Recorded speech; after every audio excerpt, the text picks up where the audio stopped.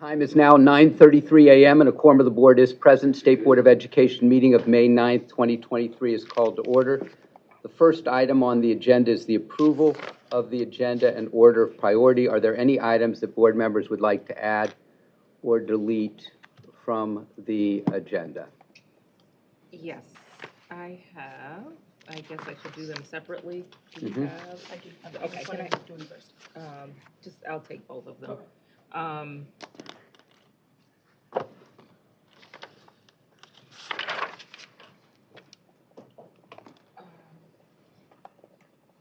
We have the resolution in support of Michigan's LGBTQ students, LGBTQ plus students, staff, and GSA LGBTQ plus clubs. We're going to take them one at a time. Okay. So that's your first one. Okay. So we have a motion by Dr. Pugh. Do we have a second? Second. We have a second by Mr. Bullock. Dr. Pugh, to you, associated with getting this resolution on the agenda. And I will, for sake of time, I will read it at the time that this comes up on the agenda.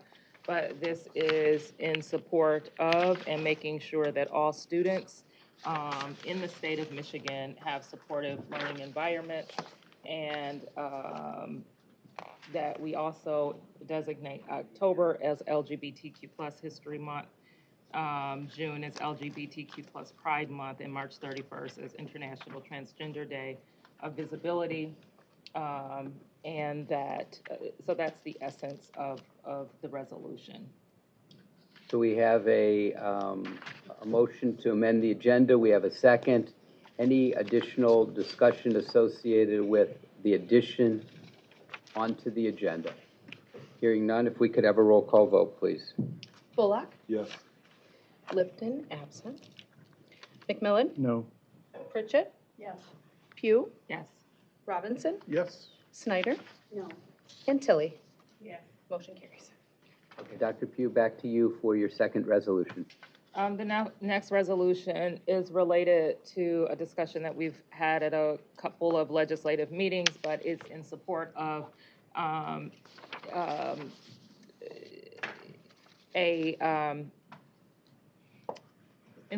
paid sick leave, as well as an increase or a sufficient, well, I shouldn't say sufficient, but an increase in the per hour or minimum wage for workers. So in support of time to care and fair wages. Okay, so we have a motion. Do we have a second? We have a second by Dr. Robinson. Any discussion associated therewith? Where are we adding these? Sorry. It would be under state and federal update.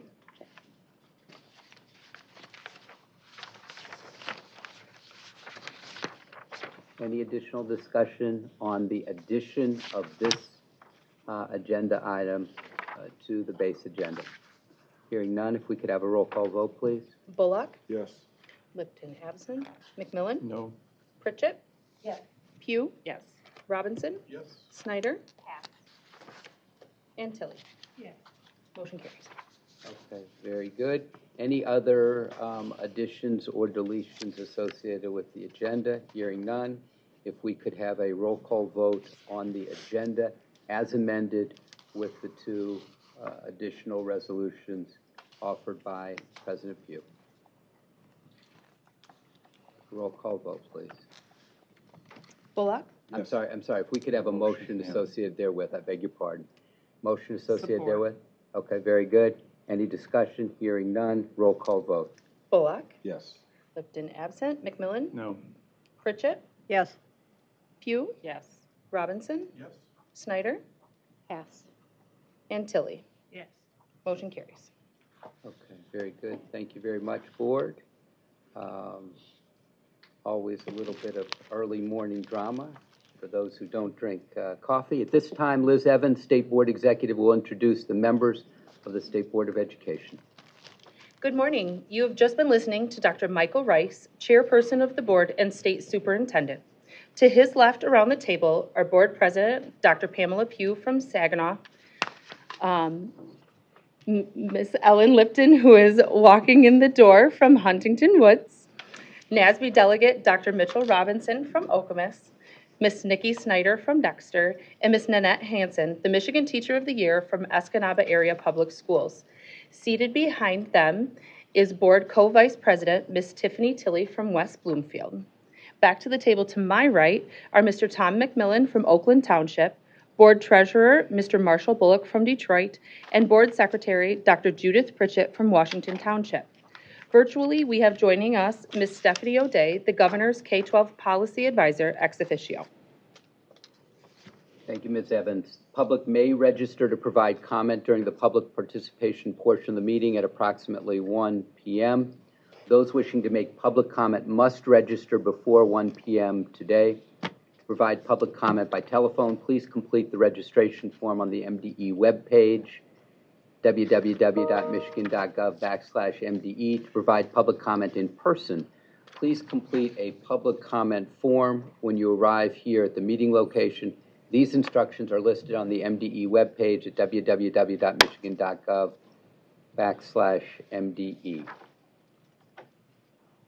We begin our Committee of the Whole meeting with a presentation from the Holland Public Schools. During this presentation, we will hear from students and staff of Holland Public Schools that are in the Future Educator program of the Holland Public Schools. This presentation will showcase the coursework, classroom experiences, and the supports for the students and staff. We welcome our presenters associated with this Grow Your Own program, Adam, Felix, Julie, and Karina. And in the room today, we also have a number of other students who are supporting them. I hope I have all of their names here. Ariana, Grace, Amelia, Zoe, May, Javier, and Kayleen. Did I miss anyone? I did not. Good. That's a good thing. Accompanying the students are Ms. Sarah Lefebvre. I'm so tempted to pronounce that as I might have in my French class back in the day.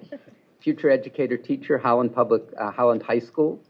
Ms. Lefebvre is in her 26th year of teaching with Holland Public Schools. She has a bachelor's degree in English and Communications from Calvin University and a master's degree in educational leadership from Grand Valley State University. Ms. Andrea Mihal, high school principal at Holland High School, and Mr. Nick Cassidy, superintendent of Holland Public Schools. And I remember when Mr. Cassidy took over the superintendency at Holland Public Schools. It seems like forever ago, but it is, in fact, about a year and a half ago, if I recall correctly. This is an informational session. No board action is required. There may be a test, however, of board members after the presentation. I was so appreciative of my visit to Holland on March 1st, and I thought these young people need to come to the state board and share their Grow Your Own program for helping us reinvigorate the profession. Welcome. Thank you. Thank you. Well, I mean, and first of all, thanks for having us, and we just appreciate the support that's made this program possible. And as you can see here, we have some great kids coming through the program and hopefully rebuilding this profession a little bit. So, I mean, really the kids are the ones who have done most of the work, and really this has been the work of coming together from Mrs. Mihal and Mrs. Lefebvre here at the school. I just happened to step in at the right time when it was going already. So, but I think we'll turn it over, and Felix is going to be our clicker going through, and so. Don't click quite yet. Yeah. So just to tee it up a bit, thank you so much for having us. Holland Public's been challenged by the teacher shortage, like many districts across the state. But even before that, we've been looking internal on how do we increase the diversity of our teacher candidate pool.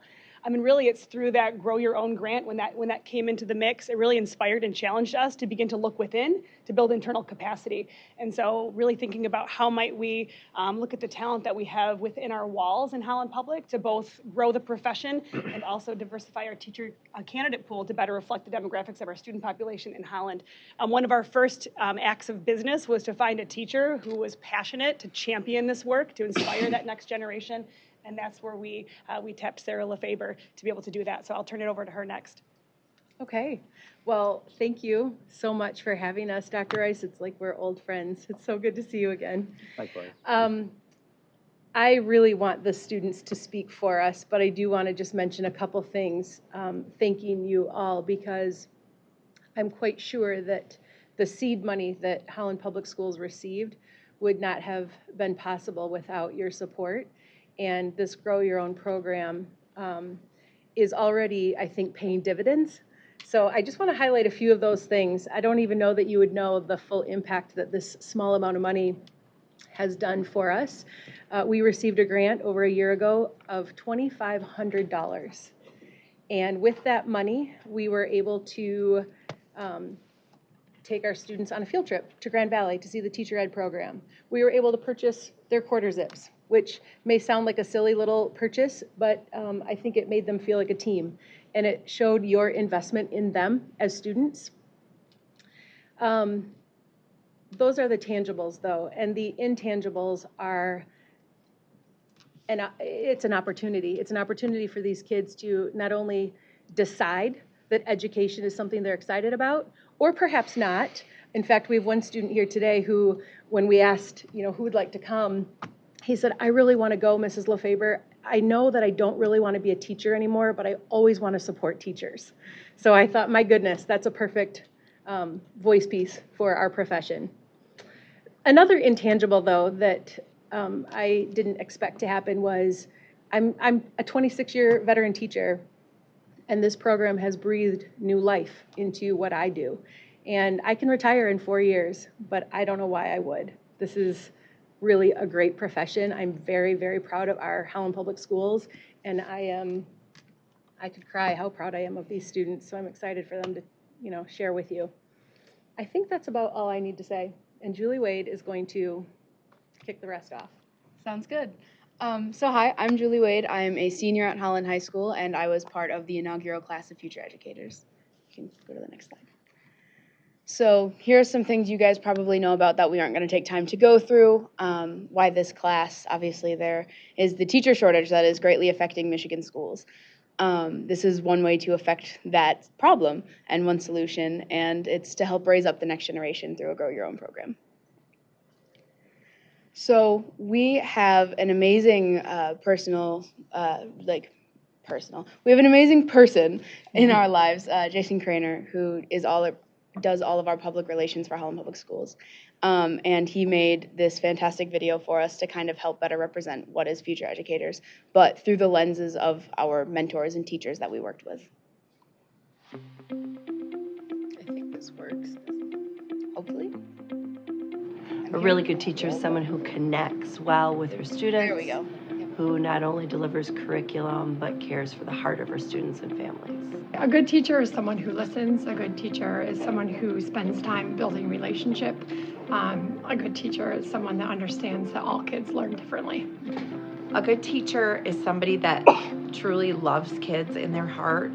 A good teacher is somebody who does what it takes to meet their needs exactly where they are and makes them feel safe, loved, and cared for. We are growing up our own students at Holland Public Schools with the hope that they come back to Holland Public Schools to be master teachers someday. They know us, they love us, and we love them back, and we want to nurture that relationship and keep them here. The value of this program is immeasurable because it gives the kids that are here working that firsthand experience of what being a teacher is like and working with kids. What's crucial is an apprenticeship sort of thing, when you get to have that moment to be under somebody who's in it and doing it, learn from their craft, raising up a new generation of educators that is crucial for society and crucial for our children. My hope is that these students see what a great place this is for little kids to learn and to grow, and will want to come back. Students a part of this class on Monday, Wednesday, and Friday met with me in the classroom where we read text about what it means to be an educator, some of the hot topics within education today. On Tuesdays and Thursdays, they went to their placement at Jefferson, HLA, Holland Heights, West, and our middle school, where they were mentored by master teachers and got to work with students, tutor students, play with them at recess, work with them one-on-one, and even help with some discipline. When I think of one word to describe Karina's time in our classroom, I think of compassion. I think that it's something that Karina learned, and I think that she also brought into our classroom, understanding that she was in a special education classroom and understanding that all of our students' needs were different, and she did a fabulous job. The word that comes to mind for me is natural. Like the moment he walked in the room, just knowing to walk up to the kids and get down on their level. He's a tall dude, way taller than I am. But got right down next to those first graders, took that quiet voice, asked them questions, showed an interest in them, listened to them, and then would remember things about them. So natural. Adam's a natural. I think the word to describe Gracie is eager, because no matter what I asked her to do, she did it with enthusiasm and worked with different students and did different things, and she was just very eager to learn how to be a teacher.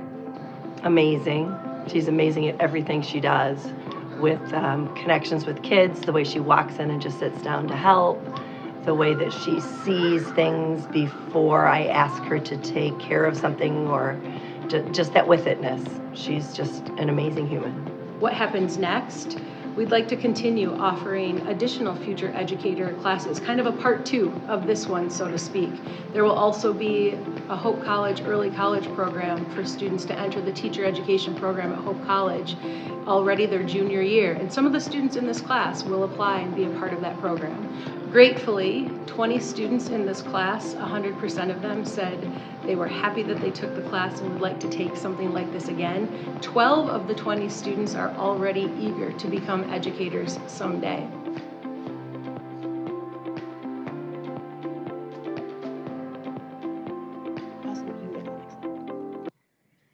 Yeah, so that video was made by our amazing public relations person, Jason Craner, who also is responsible for these quarter zips that we have, as well as notepads, pens, and stickers that we had. And these things, yes, we have some of them for you if you'd like. We have little goodies to share. But these things were tangibles that we had that weren't necessarily just for the practical uses of writing notes, having a fun sticker, or having the quarter zips, but it also helped us build up the program and feel more like a family and a community. When I'm walking down the hall and I see Felix's water bottle sitting out and I go, oh, hey, the Future Educators sticker. That's something that we did together. That's so cool. So these things, and they're also things that we can share with our community. So I know multiple teachers who have Future Educators pens in their classrooms, and they are very excited about the future of not only the students, but the program itself. There is the group of students that were part of Future Educators. So this is this the group that is here today, or is this the entire first cohort? Okay, so this is the entire inaugural class of Future Educators. All of these students took part in the class and were part of a classroom also and helped teach students. And this is the list of our amazing mentor teachers. So these are all of the teachers that students went into the classroom and actually worked with them and their students to help understand what it was like to be a teacher from the inside out. So these were teachers that are veteran teachers and are very experienced in what they do, and they know a lot about what they're doing, and kind of helped guide us through this experience. One thing that we needed to find at the beginning of this class was a motivation, and so we came up with a few driving questions.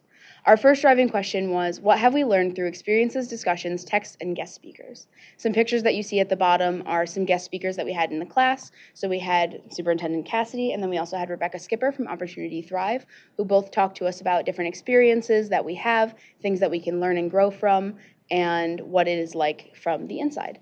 Another opportunity that we had was to go to Grand Valley State University. So there's a picture of all of us eating lunch together in the cafeteria.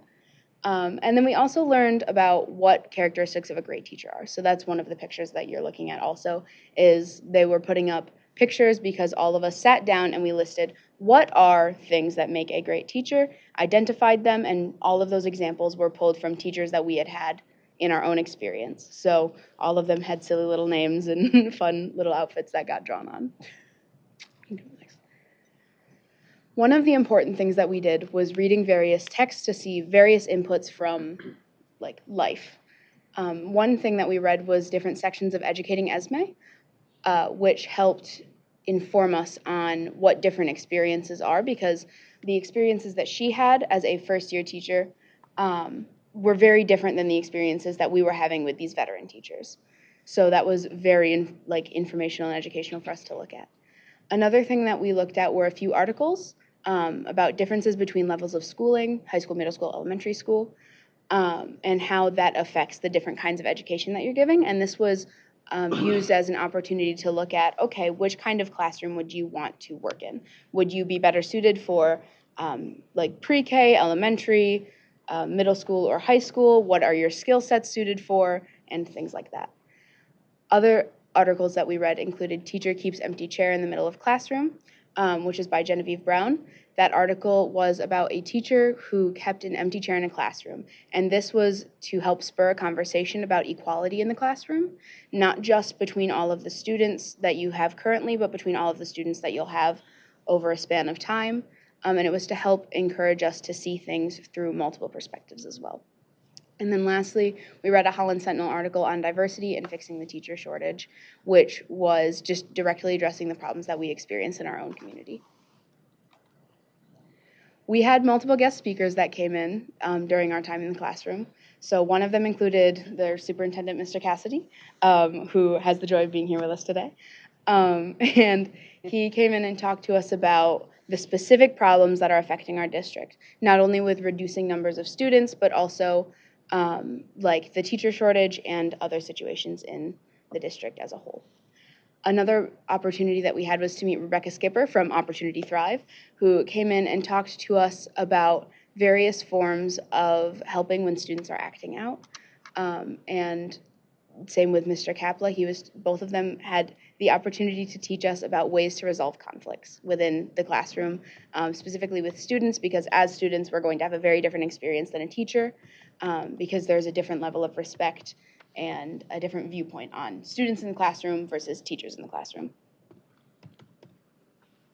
Another amazing opportunity we had was to visit Grand Valley State University and view their education program.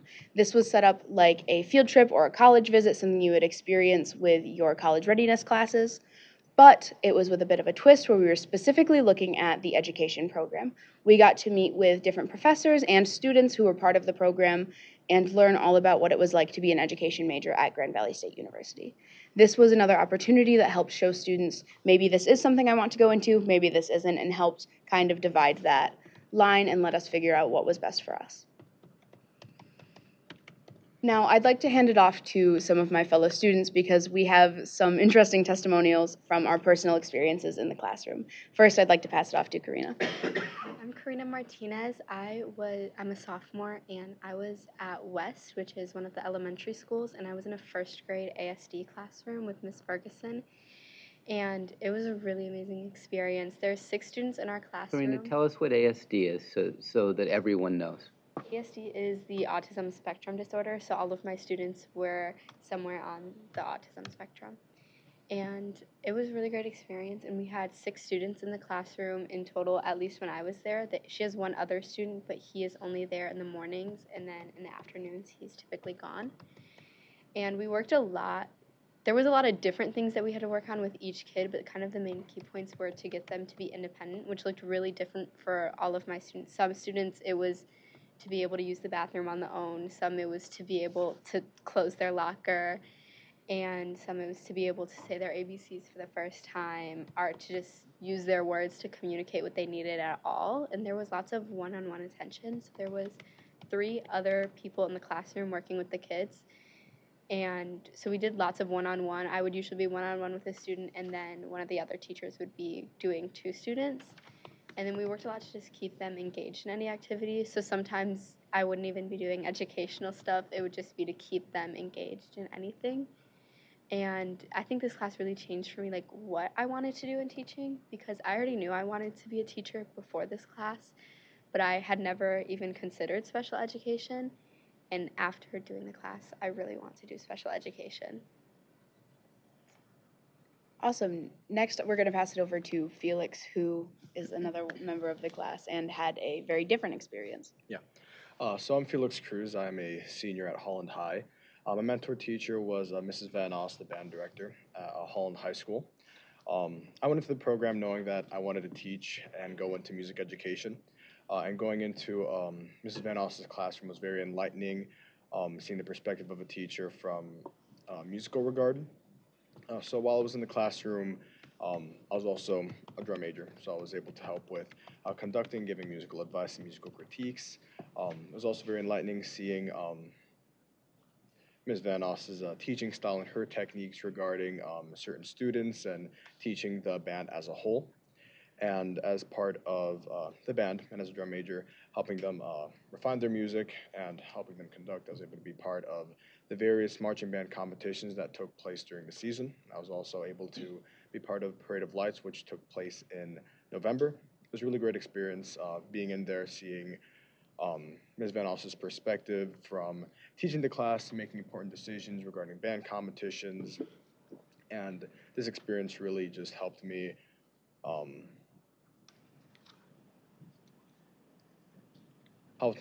firmly decide to go into music education. And then next, passing it over to Adam.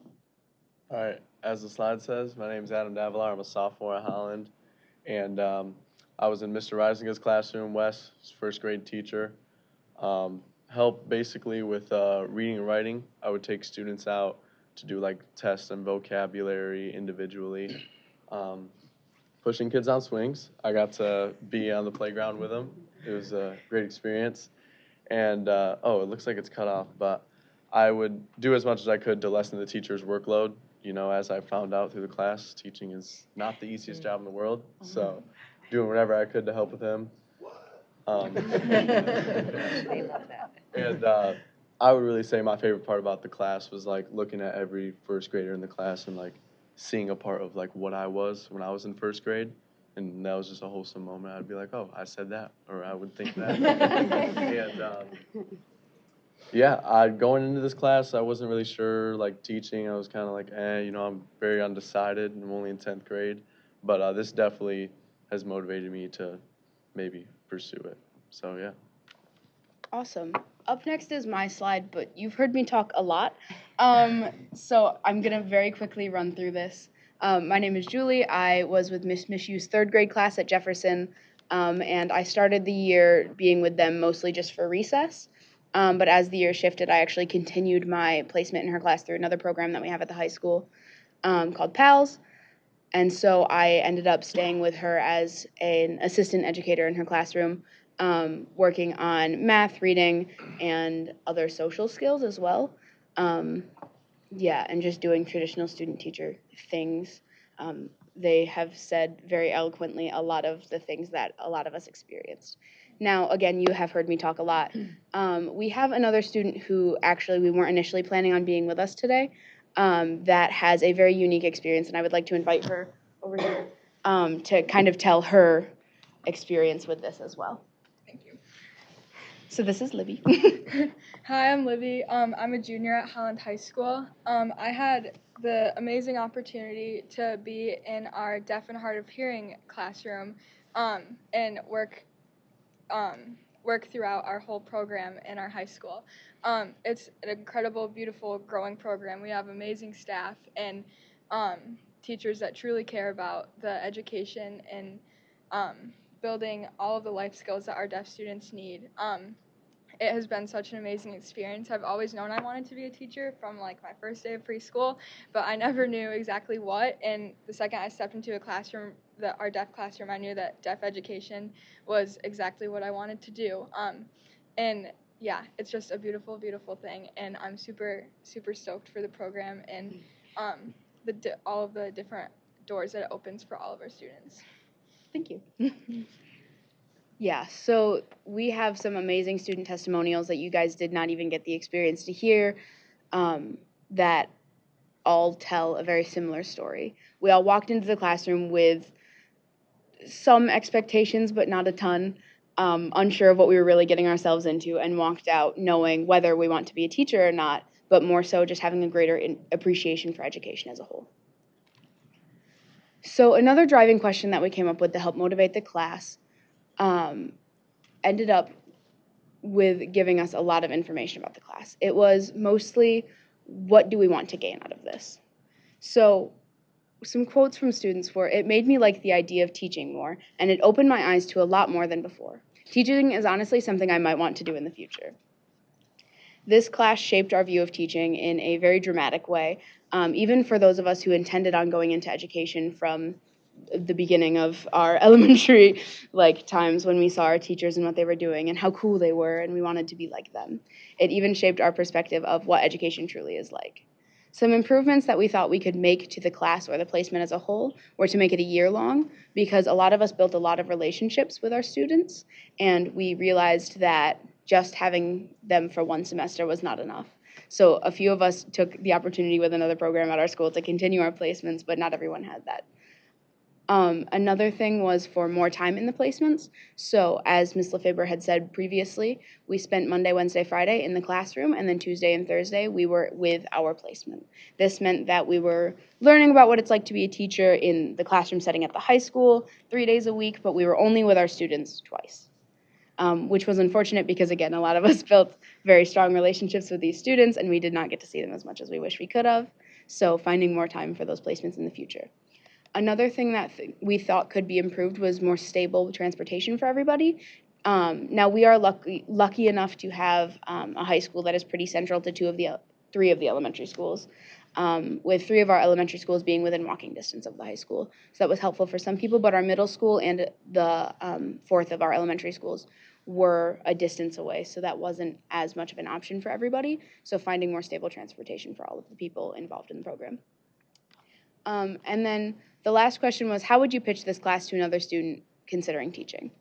And we all collectively decided that we would explain the depth of the class and all of the experiences that we had, how enjoyable this experience was and how much fun we had doing it, and that you would learn how teachers operate. So even if you decided that you didn't want to, you would gain so much knowledge and experience from this. Another part of this was that we ended up taking a survey created by our fellow students in the class, and we found that when asked if they would recommend this class, 100% of the students decided that yes, they would recommend this class to their peers, and even if they weren't considering teaching, to just broaden the experience and understanding of what it is like to be an educator. Another statistic that Ms. Lefebvre said previously was that 12 out of the 20 students had said that they are now seriously considering going into education, but that statistic has actually changed since that survey was taken, and the number, I believe, is now 14. So even since the class has finished, there are more people realizing this is actually something I really enjoy and that I would like to continue doing in the future. And lastly, one thing that we think is very important to point out is, as Ms. Lefebvre said and Ms. Mihal said previously, our program accurately represents the student body of Holland High School. So if you look, this isn't even the entire class of students, but the diversity not only within our students, but also of the life experiences they have and different educational experiences and all of those things accurately represent the student body that is at Holland High School and Holland Public Schools as a whole. We are having the joy of walking into a classroom and hearing students say, it's so nice to have a teacher that looks like me, that sounds like me, that lives like me. And so to have that experience and to be able to see that the next generation of students will not have to necessarily worry about not having a teacher that understands their life is a beautiful thing, and we are very excited for the future. And now we are opening it up to questions. Any questions that you guys might have, feel free to ask. Thank you very much, presenters. Board, questions, comments? Ms. Snyder, Ms. Lipton. No questions, just very proud of you for engaging in this. Oftentimes problems on the ground like teacher shortages are solved by people on the ground. So you're doing that at a very young age, and that's just a very neat thing to watch, and I commend you for it. Thank you. Sure. Thank you, Ms. Snyder. Ms. Lipton? So thank you all for coming. This was really, really exciting. I just want to make sure, so this was a semester class? Yes. Okay, and your recommendation is that it would be a year-long, or that you think it might be better as a year-long class? Yeah, so the recommendation amongst the students was that to have a semester 1, semester 2 option where you could take just the first semester, okay. But to also have a semester 2 option where you're continuing your growth and continuing that placement as well. Okay.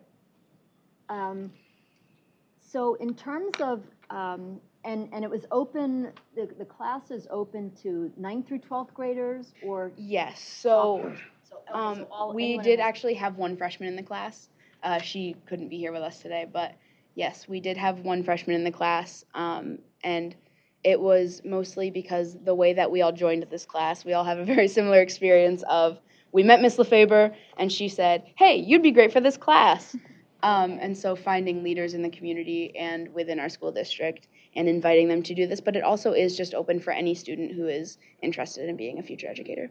Okay, so that was my question. So in terms of recruitment for the first cohort, it was really teacher-driven by Ms. LeFeber. Yes. Do you expect in future cohorts that maybe students themselves would use sort of the peer-to-peer modeling where you would be able to recognize maybe underclassmen like, Yeah, I took so it. Do you think you might want to take this? that is actually a little bit of something that we're seeing right now, even with planning for next year with the, I believe it's a semester 1, semester 2 program next year. Planning for next year, that's something we're already seeing is that students are recommending it to their peers who they see are leaders in the community who might be interested in being an educator. And it's not just the students in our class who are part of this inaugural class, but also like students outside of this program are seeing you are a leader in this thing, you might be great for this opportunity. Did you find that you had to make choices? In other words, I mean, I assume that this was an elective opportunity. Mm-hmm. Yes. Okay. So did you find that that you had to make choices in terms of, I want to take this and I want to take this, but I'm doing this, so I can't do that? In other words, did you feel that it was difficult to fit this into, oh, I see someone raising it, difficult to on fit the into? topic of schedule, for my experience was I wasn't even supposed to be in the class. I knew nothing about it. It just appeared on my schedule, and I thought it was a mistake. I emailed my counselor, and I'm like, I don't know what this is. Like, can I switch out? And so, because I wanted another class. Yep. And she made it possible that I could still take that class my next semester and still have it fit in. And I'm like, I'll give it a shot. It looks like it's cool. And so I did, and it turned out to be a great experience for me. And I loved every second of it, and it was great. Okay, that's awesome. Okay, so you were allowed to take the whatever classes you wanted. It didn't cause you to have to make choices that you didn't want to No, I make. switched a few things around. It worked out great. Yeah. It's also important to note that speech is a graduation requirement at Holland High School, and we have decided that this class can satisfy that credit as well. So for some, it might have been a hindrance if they had to also take speech class, but because we were able to swap that graduation requirement out for them using this class, it worked out. That was my next question. So by taking this class, okay, so it could fulfill speech. Are there any other requirement that it would fulfill? So I already had my speech credit because of the HEC program that I'm in. So if you already had your speech credit filled out, then they switched it to be a general elective, which you have to have, I think, like 4 of those to graduate. When Karina says HEC, we also have an early college program, so she's part of the early college program. But when we launched this course, the grant, supported funding for like an exploratory course. So we had that phrase exploratory course really at our minds when we were planning it out. And so we really struggled with, is it a year, is it a semester? And we had a hard time thinking about locking somebody into a year-long course, which is intended to be exploratory in nature. Yeah. And of course, it was a lot of like word-of-mouth recruitment through amazing teachers and our counseling team, because students were having to kind of try something new that hadn't yet existed. So they're really kind of the pioneers in that sense. And then it pretty quickly became apparent that needing that part 2 or that second semester experience was necessary. Lots of students were able to, either through an independent study or through another peer program that we have called PALS, be able to continue those placements. And so we're proud to start next year. We've got a part 1 and a part 2. So students, they could take part 1 and part 2, both first and second semester, or they could choose just that kind of intro exploratory piece and move on to different coursework. There were some schedule limitations, but we get creative because lots of these students, as talented as you heard them speak, as amazing as they are, they're scheduled in lots of things, AP courses, performing arts, dual enrollment, et cetera. So there certainly are some limitations, but we're very creative and flexible as educators. And so where there's a will, there's a way. We've been able to work through making it fit for students that wanted to pursue that opportunity. Awesome. That's awesome. Thank you. Just to put it in context of how important this is, So 20 years ago, I graduated college, and my wife and I couldn't even get interviews in Michigan. We had to move to Atlanta, Georgia. We were down there for 10 years, and I took a job as a principal at Holland East K7. The first job I had when I started was to hire a kindergarten teacher. So 10 years ago, we posted one kindergarten teaching position, had over 200 applicants. So we went from, I couldn't find a job 20 years ago, 200 applicants. Last year, one of the first jobs I had last summer was to hire another kindergarten teacher. We had 7 applicants. As we go through here thinking about the placement that they had, this year we couldn't find enough ASD teachers. We have currently two vacancies here. We have a future ASD teacher working through for a deaf and hard of hearing program. We had to go through third-party contractors to fill that. And so we have these great kids coming in. And the one issue that I'll say it's created is we have a lot of impatient people that are wondering why they have to wait until they graduate before we can hire them, because that's referencing. Yeah. So it's coming at the right time. I feel like we're probably about 10 years too late on getting this going, but we've got it going now. And I think to see where our kids are going and that they're naturally drawn to areas of need for us is something that is a huge testament to the work that Mrs. Mihal and Mrs. Lefebvre and all of our teachers have done to expose them to it. So it's pretty great to see that. Thank you, Mr. Cassidy. Mr. Bullock? Oh, thank you. I just wanted to say I am very impressed with the confidence and level of enthusiasm that you guys are expressing about this industry of our being an educator. Some of the questions have been answered through dialogue, but I really wanted to first ask a question about the curriculums of special needs, the ASD and the hard of hearing. One for me is always going to be visually impaired, but it was great to hear that you guys are interested in those things. I have a daughter at home whose level of patience is beyond mine, and so she's trying to be in the special ed sector as an educator. But for the seniors, after seeing the curriculum on your field trip, have you guys made a decision, accepted, or you're like, okay, I'm ready for that? You want to take this one? As a senior, I know I want to go into music education. I've firmly decided. Oh yeah, and the arts. I didn't want to leave them out. and the arts. Yeah, I've firmly decided that I want to be a teacher. I know it's something that I want to go into. As a kid, I know that whatever career I went into, I always had this impression on my heart to help people. And as a teacher, I really feel that I can achieve that I can help people through something that I love, which is music. So personally, this kind of confirmed it, helped me firmly decide it, and then I want to go into it. Have you made a decision where you're going? Hope College.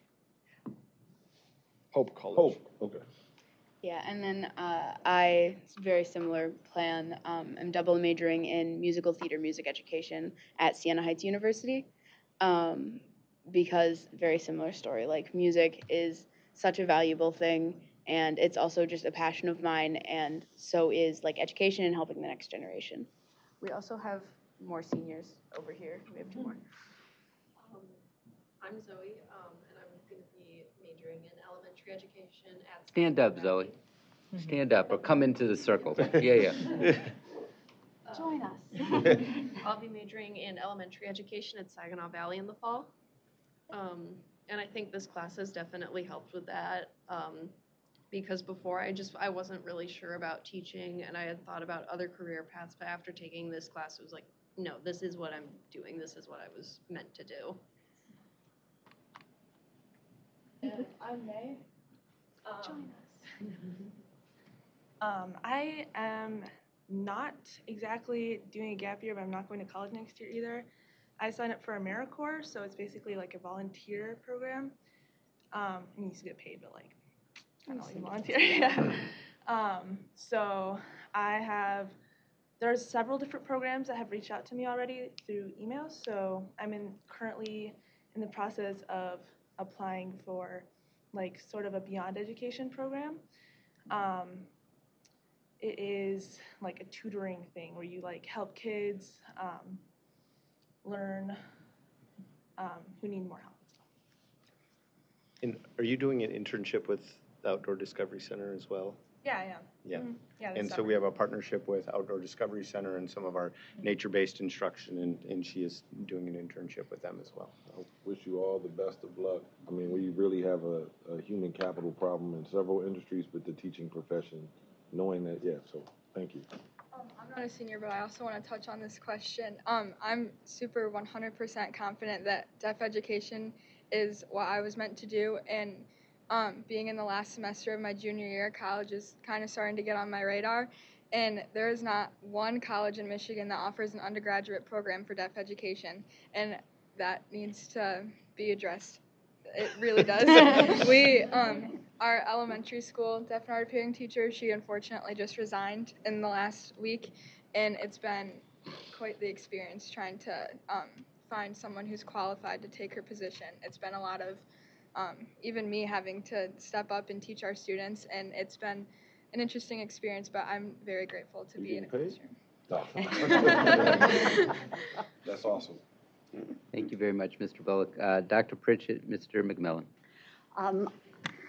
Thank you all. I commend you all for your enthusiasm and for what you were able to learn and experience this last semester. I commend Howland Public Schools for looking beyond this semester and being flexible with student schedules and helping them satisfy some of those other requirements with this class, because if you think about teaching, it does touch upon many, many disciplines. So I commend the school district. I am wondering if we can hear from some of the students who we've not heard from, just their name and maybe something they'd like to share about their experience. Your input is important. Yeah, he's the shy one. He's not shy.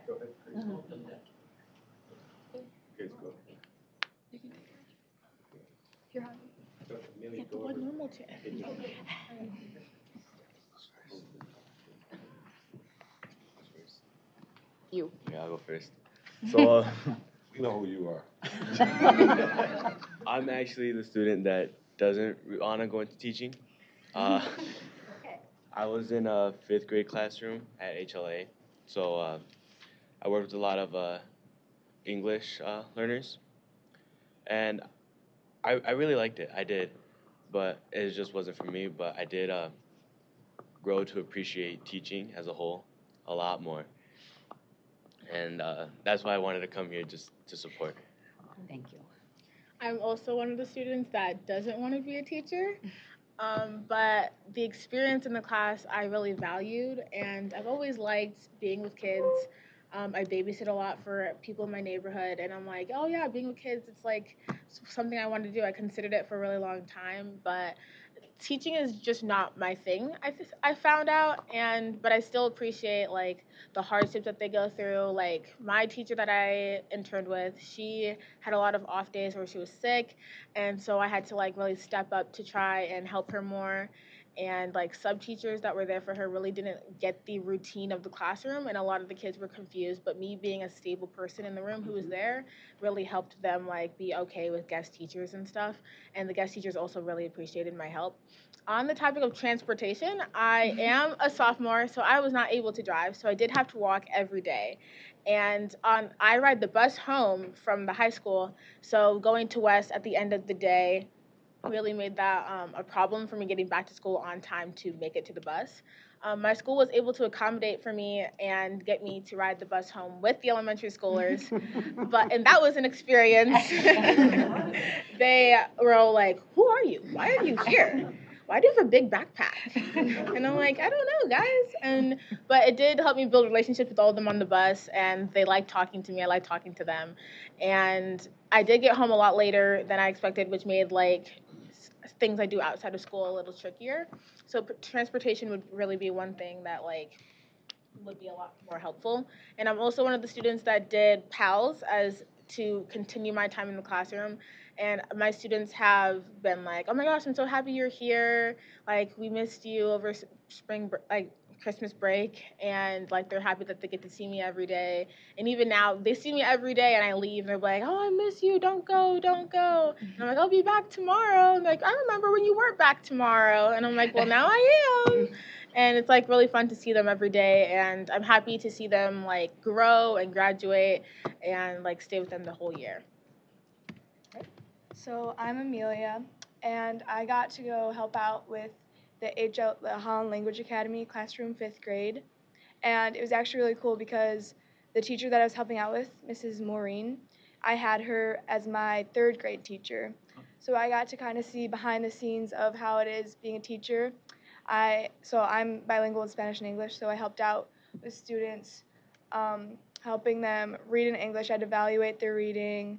It was a really cool experience to get to. I was in their shoes at one point, same exact school, same exact teacher, and just helping out, teaching them English and Spanish one-on-one individually, getting to know students who struggled with like one of the languages, either Spanish or English, and just understanding that, and yeah, teaching, like viewing it through the teacher's point of view.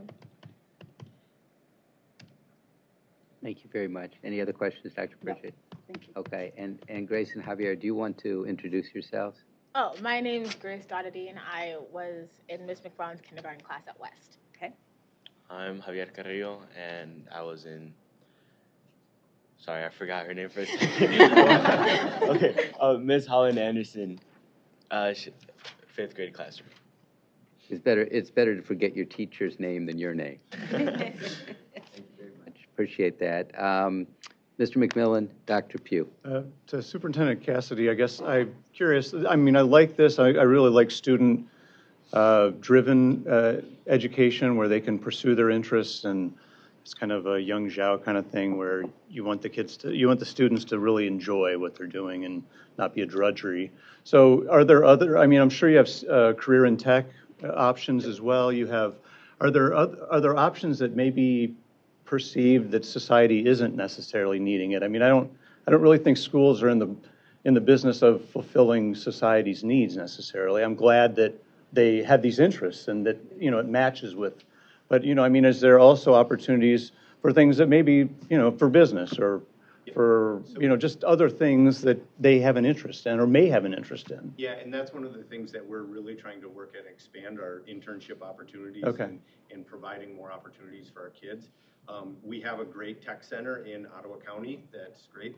The issue with this is the pendulum has started to swing back to tech education. There's a waiting list of 500 to 600 kids to get into the tech center every year. So a big challenge that we have as a school system, as a county, as a state, is to make sure that we're finding opportunities and exposing kids to career paths as early as possible so they can make their choices. The last thing, one is we want them to be able to decide where they're going, but we also want maybe to decide what they don't want to go into early on and to save them that time. And so that's our task right now, is to go through and make sure that we're providing those opportunities for them. Okay. And when you say early, I mean, I think about like the German system where they kind of slot kids in 4th grade and they're going to be the best cashier and they have no other options. So you're not talking about that early. You're just talking about, I mean, and the adults aren't making the decisions, the students and families and parents are. Correct. Yeah. Okay. Thank you, Mr. McMillan. Dr. Pugh. And I just want to thank each of you, and as well as your support team, for exploring and choosing what I feel is, if not the most important pathway, one of the most important pathways, as well as for informing us. And it's good to hear, Grace and Javier, that you all, even though you didn't choose to be an educator, that you all didn't feel that this was a waste of your time. Definitely not. So that's good. So I just want to thank you for that, and to the department, and we may not, I don't know if you're prepared to answer this question now, but looking at different ways that we're allowing students to explore the education profession, and just thinking, I think was it in November that we began the apprenticeship pilot, and just comparisons of different ways that we're allowing students to explore and wanting to know, like, that apprenticeship in comparison to this opportunity. Your thoughts there? Sure. So I can bring it home if there are no other comments or questions of board members. Okay, here, anything else? Oh, Yeah, if you don't Please, mind. yep. Yeah, I just wanted to let you all know, so I run a scholarship program, college scholarship program in different communities throughout the state. But one of the things that, for any of you that are interested in additional opportunities, and it just made me think about the student that talked about a gap year. There are a couple of programs in the state that place graduates back in high schools helping with college counseling. And so if anyone is sort of still interested in extending some experiences with high school students, there are those opportunities as well. So thank you for that. Thank you, Ms. Lipton. So to Dr. Pugh's question, we actually have an Explore 612 program. We have Explore mini grants. I think you referred to one of those. These are very small. They're sprinkled across the state. We've put together a curriculum for the development of middle school students into teachers, high school students into teachers. That's run out of OEE. I thought I saw Dr. Sarah Kate Levan here. Is she here? I thought I saw her a moment ago. But OEE really has incubated that work within the department, and districts across the state have really sunk into the soil of that important effort. To Mr. Cassidy's point about hiring these young people before they graduate, you can actually do that. You can hire them to work in summer school. They can't be your teacher of record in summer school, but they can work summer school if they have an interest and if you have the dollars associated with that. So that might be an interesting way to keep them engaged and interested and growing in the profession. The other thing that you can do is you can walk a registered apprenticeship program down. This is something to which Dr. Pugh was referring, that we began registered apprenticeship programs in the state, in Saginaw ISD, in the fall with a number of LEAs and the ISD working on those first applications to the U.S. Department of Labor. But we hope registered apprenticeships will spread across the state. They basically flip the script.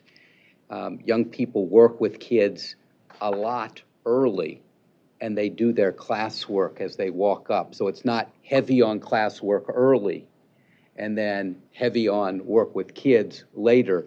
It's working with kids substantially throughout the program, because it's where the rubber hits the road is in classrooms.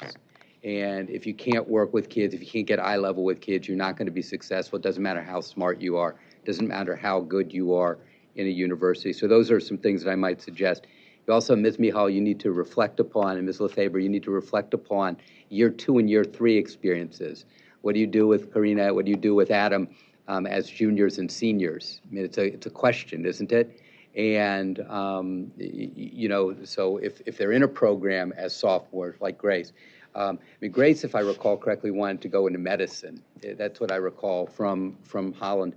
But with Karina and Adam, who've expressed an interest in this as a career, so what do you do with junior year? What do you do with senior year? Do you create some sort of quasi independent experience that can help in junior year, in senior year? Yeah, Karina. So there's going to be I think it's called Hope to Teach is the program, where we can apply as sophomores to be enrolled in a Hope dual enrollment program that's specific towards education. I think I met like 2 weeks ago it was, with the Hope College person who's going to be in charge of it. So they'd start by putting us in college classes next year, and then in our senior year we'd have college classes that would involve us going into the classroom. And then we'd have a 13th year attached to that, where we would also be going into the classroom somewhat in placements, and those would be getting us our first 2 years of credits for Hope College. All right, that sounds like a plan. Thank you. Go ahead. I want to touch on that too.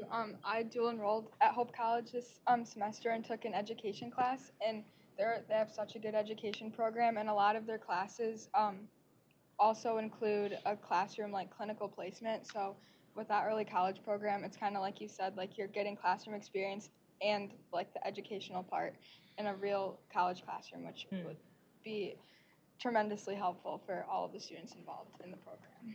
Thank you. Thank you very much. Ms. Snyder.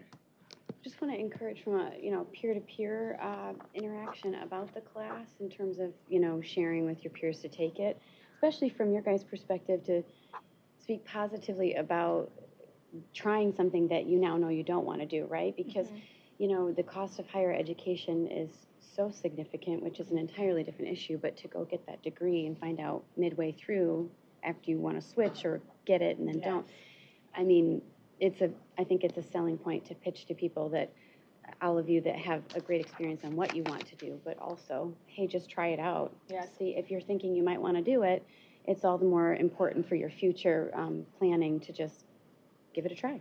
Yes, a lot of my friends have said that they want to try the class. I'm like, oh, I'm so jealous you get to do this. And I'm like, yes, I tell them all the time, I'm like, I don't want to be a teacher, because they always ask me, like, oh, so you're going to teach now? And I'm like, no, I don't want to be a teacher, but it's still, like, a great experience, and, like, you get to see, like, the inside of, like, the teacher's perspective and how, like, things go on in the classroom just like that. And I think it's, like, I recommend it to them all the time.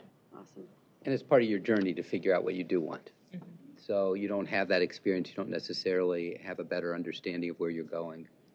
And then finally, to Mr. McMillan's question or point about CTE, this is a CTE pathway. This is an opportunity within career and technical education to pursue a career in teaching. And we've blended it not simply generally CTE with education, but also preschool education with CTE, and we think that's a powerful combination as well. Again, we're not imposing anything on young people. They're exploring their interests, and they have to decide ultimately what they want in their lives. Holland Public Schools, you were terrific. Let's give you a big round of applause.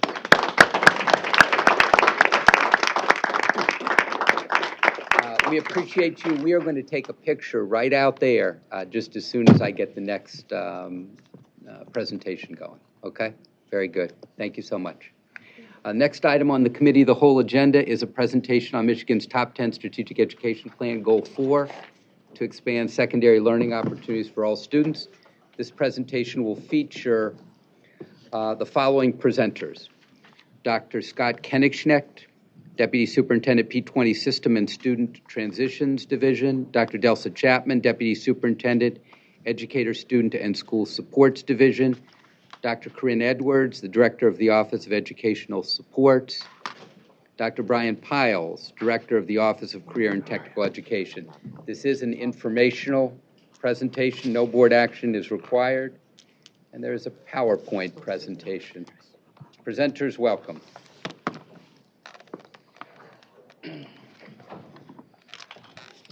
Thank you, Dr. Rice, and good morning, board. Today we are coming before you to provide an update on Goal 4 of Michigan's Top 10 Strategic Education Plan. We will share efforts and metrics specific to the expansion of secondary learning opportunities for all students. And I tell you, Holland Public Schools set us up real good for this presentation. So many of the elements that they shared, that they experienced, we will be providing data on today. The first set of metrics will be shared by Dr. Brian Powles, Director of Career and Technical Education. The CTE metrics will share the number and percent of students for 3 categories as shown here. First, those enrolled in CTE programs based on overall student population. Secondly, CTE completers based on students enrolled in CTE programs. And finally, the CTE students who received a high school diploma versus a credential.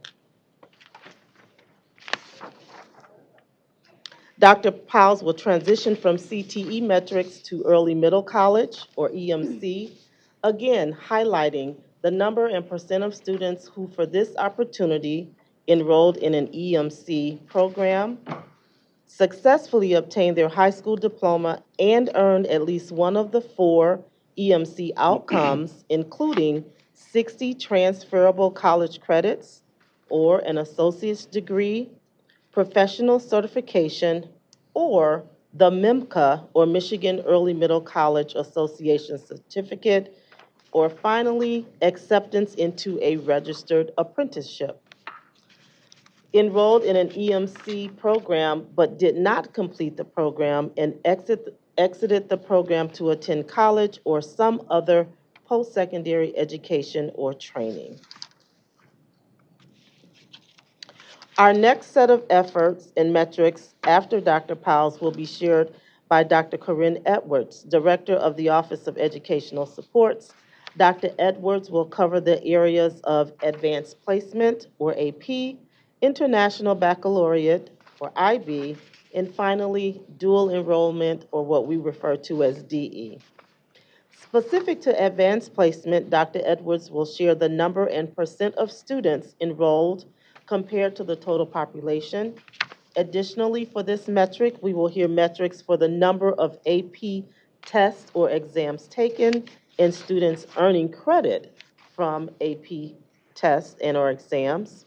Similarly, for International Baccalaureate or IB, Dr. Edwards will share the number of students enrolled and those earning credit from IB exams. And last but certainly not least, for the number of students enrolled as dual enrollment students, along with the average college credits earned during their high school tenure. The third and final set of metrics will be presented by Dr. Scott Kinnichek, Deputy Superintendent for the Division of P20 Systems and Student Transitions, with a focus on programs and services. The metrics presented in this segment will highlight the number and percent of youth ages 16 and above with an individualized education program, or IEP, that meet the necessary federal reporting requirements. Additionally, the collection and reporting as available for all students and all groups of students to include, as shown here, based on gender, race, ethnicity, students with disabilities and students without disabilities, economically disadvantaged versus non-economically disadvantaged, and finally, English learners versus non-English learners. And now to Dr. Powell's for our first set of metrics. Thank you, Dr. Chapman, and good morning. As I review the metrics related to CTE, you will see that in the last 7 years, we've seen considerable growth in CTE. However, you'll notice there still is some pandemic impact on some of the metrics. When we look at the number of students in CTE programs from 2015 to 2016 school year to the 2021 to 2022 school year, the data demonstrates a 3% increase in enrolled students. When comparing those students enrolled in CTE programs based on the overall student population, the percentage of students is trending upward. Although we're not at the pre-pandemic CTE student numbers, enrollment has increased over the past year.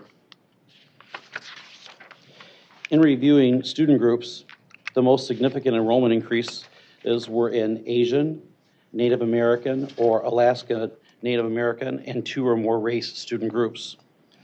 As the Black or African American student group continues to trend downward, the department is currently reviewing this data to determine the nature of the decrease and plans to follow up with the individual school districts.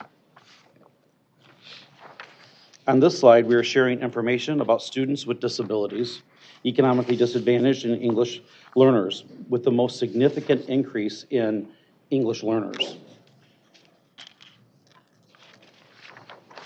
The number of CTE completers peaked in 2019-2020, declined during the pandemic, and has begun to trend upward over the past 2 years. Similarly to the number of CTE students has begun to trend upward overall. In reviewing the specific student groups, each group demonstrates an increase since the 2015-2016 school year. The following student groups increased during the 2021-2022 school year, including Asian, Hispanic or Latino, 2 or more races, and white. In reviewing the student groups, the number of economically disadvantaged and English learner completers declined due to the pandemic. However, during the 2021-2022 school year, students with disabilities has increased. The number of CTE students who received a high school diploma continues to decline due to the pandemic. In reviewing the student groups, each group demonstrates an increase since the 2015-2016 school year.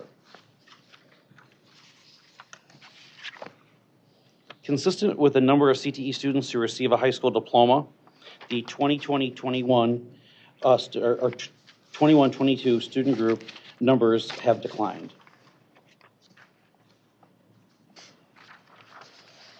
The department continues to work to implement the Perkins 5 state plan, specifically working with Career Pathway grantees to review CTE programs and identify credentials. We are in the process of finalizing this year's grant outcomes. Upon completion, 26 CTE programs will have newly identified credentials. The department, Offices of Career and Technical Education, and the Office of Educator Excellence partnered with the Department of Labor and Economic Opportunity and the United States Department of Labor to support Saginaw Intermediate School District in launching a teacher preparation apprenticeship program this year. Now on to early middle college. The number of EMC students trended upward through the pandemic. During the 2021-2022 school year, there was a marginal decline in enrollment. Consistent with the enrollment slide, there was a marginal decrease in the past year with an upward trend over the past 7 years.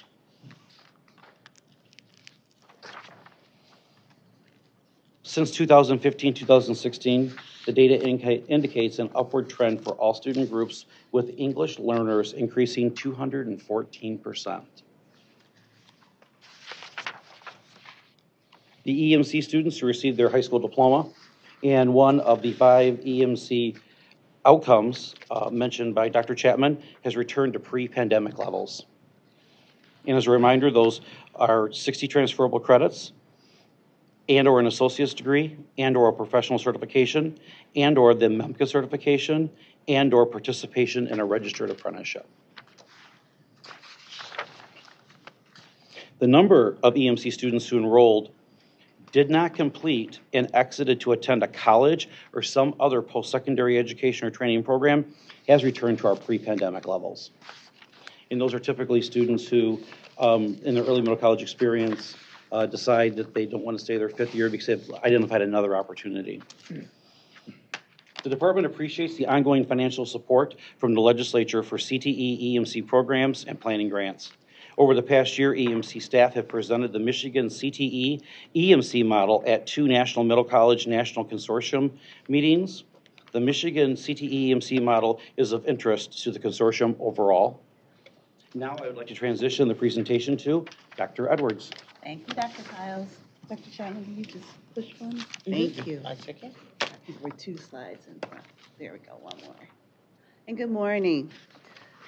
As I address student participation in AP, IB, and dual enrollment, we would like to recognize that Michigan's student population has decreased over the past years. There are almost 5% fewer enrolled and attending public school students than during the 2016-17 school year.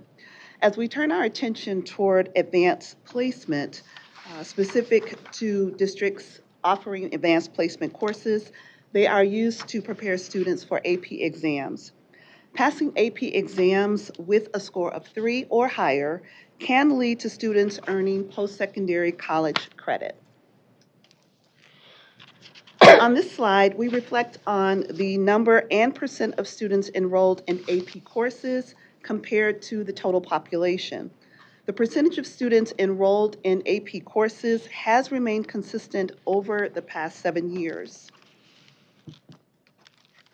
Looking comparatively across our different student ethnic groups, prior to the pandemic, several student ethnic groups realized an increase and consistent growth in AP course participation.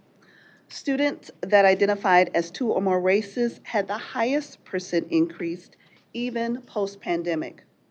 One cause in the reduction in student enrolling in AP courses could be a lingering effect of COVID, as the 3rd and 4th year students may not have felt adequately prepared for advanced coursework post-pandemic.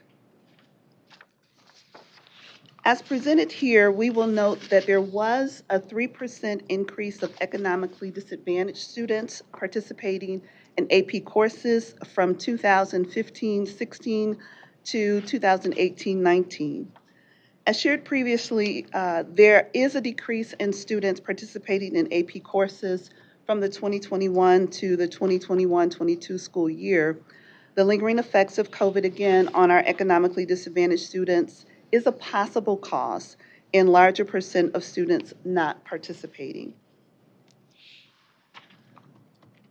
Students who earn an AP exam score of 3 or higher have the potential to earn college credit. AP has not made any significant changes to exam content in recent years. Over the past year, total students with a passing score of 3 or over has dropped again, which may have been caused by learning loss during their freshman and sophomore years. Considering the number of AP tests taken by students for potential college credit, in the past 7 years, students representing our Native American Alaska Native ethnicity group had the largest growth in AP tests taken with a 71% increase. Although we have seen declines in some of the student groups over the past years and the 7 past years previous, our students representing Asian students have overall increased 75% over the past 7 years, and for the last year, our Native American Alaska Native ethnic group has shown an increase in scores qualifying them for college credit. Efforts to expand secondary learning opportunities for advanced placement include, in collaboration with the College Board and MASSP, there were a series of webinars for districts and MDE staff on the use of the AP Potential tool.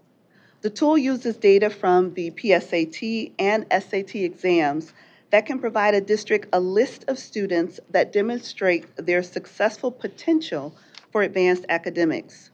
Using this information, MDE sent letters to nearly 42,000 students, encouraging them to consider participating in AP courses as part of their high school learning experience.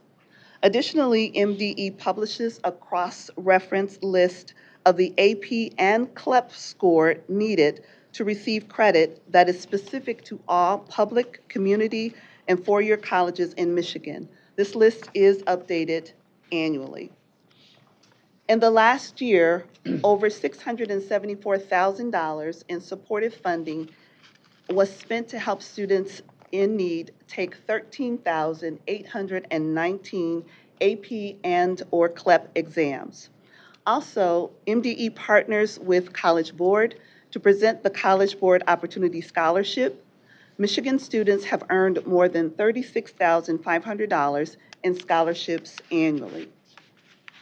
As we turn our attention to international baccalaureate participation, secondary schools may apply to be an authorized IB program. That's an International Baccalaureate World School. IB diploma program completion does meet the Michigan Merit Curriculum standards for participating students. Upon successful completion of IB assessments related to IB courses taken, a student is awarded an IB transcript. Students have the potential to earn credit at several colleges around the state based upon their IB exam score received. Total student IB participation has remained relatively consistent over previous years, with a slight decrease in the 2021-22 school year. It should again be noted that participation in IB is based upon a school and/or district's authorization to offer the IB program. When we look at the data of our students enrolled in IP that identify within specific ethnic groups, there has been a shift in participation by ethnic groups, with increases realized by our Black or African American student groups, Hispanic or Latino student group, Native American, Alaska Native student group, and students who identify as 2 or more races. On this slide, we see the number of students enrolled in IB in relation to economically disadvantaged and not economically disadvantaged students. MDE continues its efforts to expand secondary learning opportunities for international baccalaureate participation. Students with an IB diploma program receive support from MDE for exam costs related to qualified students. MDE has a webpage and an education consultant who has some responsibilities, including providing supports to schools in this area. Transitioning to dual enrollment information. Participation in dual enrollment provides high school students the opportunity to enroll in post-secondary degree programs under the Post-Secondary Dual Enrollment Act. Students who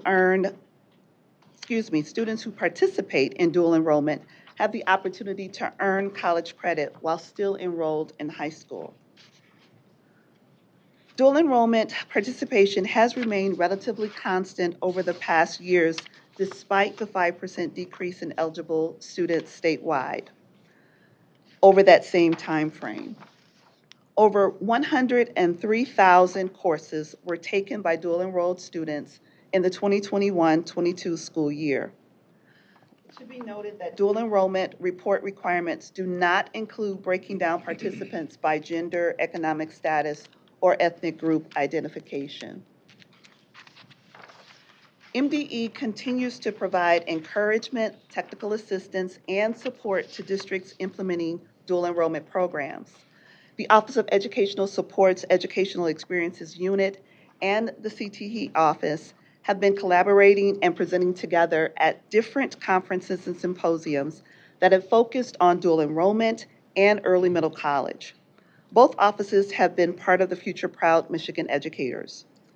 This year, MDE collaborated with MASSP on a series of presentations around dual enrollment that was open to the public and their members. We, OES, have also held a symposium at Grand Valley State University for school counselors and administrators. This was done in collaboration with the CTE office to help districts with post-secondary initiatives from both offices. And now I'd like to transition this presentation to Dr. Kay. Thank you, Dr. Edwards. So I have the final set of metrics this morning, and these two metrics involve the number and percent of youth age 16 and above with an IEP who meet the necessary federal reporting requirements. Thank you. The first metric is a compliance metric. And this metric measures the percent of youth with IEPs, again, age 16 and above, that include appropriate measurable post-secondary goals that are annually updated and based upon age-appropriate transition assessment and transition services, including courses of study, that will reasonably enable the student to meet those post-secondary goals and annual IEP goals related to the student's transition services needs. There must also be evidence that the student was invited to the IEP team meeting where the transition services were discussed, and evidence, if appropriate, that a representative of any participating agency was invited to the IEP team meeting with the prior consent of the parent or of the student who has reached the age of majority. And you'll see the number in 2021 was 93.7% of IEPs met these requirements. The second metric regarding this particular population is a results metric. And this target is established by each state and approved by the Federal Office of Special Education. This metric represents the percentage of transition age students, again 16 and above, who meet one of the three designations listed on the top of the slide, and that they are either enrolled in higher ed, competitively employed, or enrolled in a post-secondary education or training program. Again, you can see the number for 2021 at 77%, exceeding the goal that was set. A couple of efforts to mention regarding this particular metric. The department on the left-hand side, from a compliance point of view, does a great deal of work with ISDs in supporting them in multiple ways. One, we've provided a checklist of the very specific 10 items that need to be addressed during these transition IEPs. And we also provide other technical assistance resources located on a website that is called Catamaran that we run specifically, in this instance, components of the website pertaining to secondary transition. We also partner with many advisory councils and other types of entities that are servicing these aged youth and young adults. I'm not going to read through all of them, but we'll note a couple of them. We work closely with the Developmental Disabilities Council, the Michigan Transition Services Association, as well as the customized employment stakeholders. Also, you may know that as Employment First.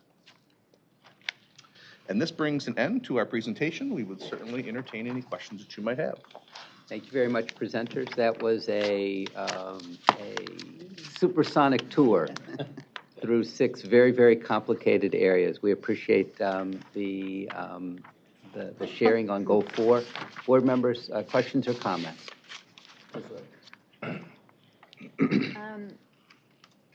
I'm still unclear about the difference from the standpoint of the school in choosing an early middle college and or dual enrollment. Sounds to me like in order to have an early middle college program, you actually have to have a college partner. You're correct.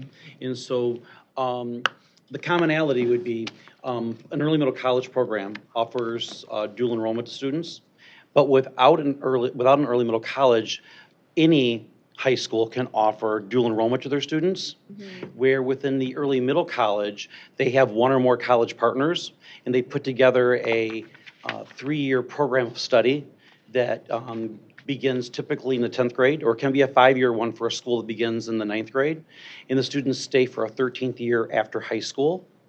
And so it's a pathway of courses that weave together their high school experience with dual enrollment courses, usually culminating with the student being full-time on the college campus during their 13th year. So it's a more structured pathway. Also provides more support services and wraparound services, identifying students that might need assistance with mathematics, and then working with the post-secondary partner in like their math study lab or their English study lab and those types of services. Many of them have summer camps to help the students start to acclimate. And so it's a way of really identifying students and helping them transition from being a secondary school student to a college student. But really, any school, that to me sounds like you would maybe even need like an MOU between the school and the college partner, because the idea is for the student to get that associate's degree along with their high school diploma, right? Is that? So they are required to have an MOU to be approved, and it's one of the 5 outcomes. So it could be an associate's degree, it could be 60 transferable credits, it could be the apprenticeship and those pieces that we mentioned. There's 5 different student outcomes. Yeah. I'm sorry. So I'll jump. So it can be a spectrum, really. So when you look at dual enrollment, it could be a course in this, or a course in this, or a course in this. I know from my personal experience, our 3 daughters took part in what we called an advanced dual enrollment program. So we knew it was not going to equate to 60 credits or an associate's degree, but their junior year and senior year, our district partnered with a community college and had a planned approach to dual enrollment for them their junior year and senior year, and they graduated with 24 college credits that they took with them. So that's kind of an in-between. And then you certainly have a very official early middle college program where there's an MOU and you get the associate's degree or 60 credits. And so there's really kind of a spectrum of opportunities for dual enrollment. Okay, so dual enrollment might be better for a school district that maybe they're not offering certain classes that kids want to take. I'm thinking that maybe the community college would offer. So that's really basically more of an agreement between the school and the student to accept the credit for the high school credit, as opposed to going through and formalizing an agreement with a post-secondary institution. I mean, it sounds to me like dual enrollment is something a little bit easier for a school district to, not easier, but maybe less formalized for a district to sort of incorporate. Okay. Thank you. Thank you, Ms. Lipton. We appreciate the elucidation. Dr. Robinson. So kind of going backwards, maybe following up on Ellen's question, are the early middle college and dual enrollment students counted separately in your data? So this will need to be verified. And I don't know if you can verify it, if we have Yeah, I to, don't- but what I I'd have to look and suspect is that all of our students who are early middle college students are also counted as a dual enrollment student. And I mean, I have observed student teachers in schools where there's a early college, facility.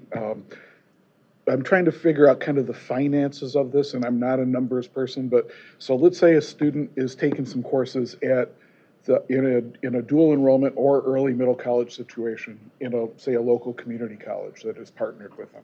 Mm-hmm. Who's paying the tuition for the community college classes? Is it coming from the students? Is it coming from the state? Where are those dollars coming School from? district pays a portion of that. They Skip. prorated, the school district pays a portion of their FTE prorated for the student who is enrolled in those courses. Okay. But the student does not pay. The This is student to does be not clear. pay. Does not The pay. student bears no financial obligation. Yeah. And my other questions kind of have to do with the AP part of all of this.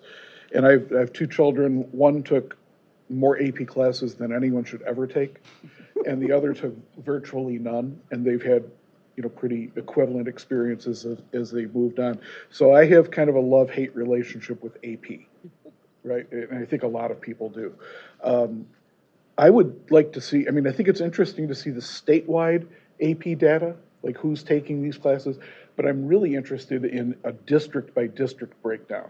Because nationally, there are concerns that in, say, urban districts, that students don't have the same opportunities to take AP classes as they do in the large suburban districts, or rural districts for that matter. So I'd be really interested in seeing kind of a geographic/district breakdown to see what kind of access and offerings we have in the state for kids to get those AP classes if they want them. And my other kind of issue is the College Board, which, as you all know, administers the AP, makes about $1.1 billion per year off of AP exams. That's a lot of money. And it sounds like some of that is coming directly from the state, in addition to what individuals pay. So I'm a little uncomfortable with some of that. Just because I worry about even though the AP or the College Board is a nonprofit group, they're kind of making a lot of profit. And I know they're making a lot of it off of students and families, but it sounds like they're making some of it from the state as well.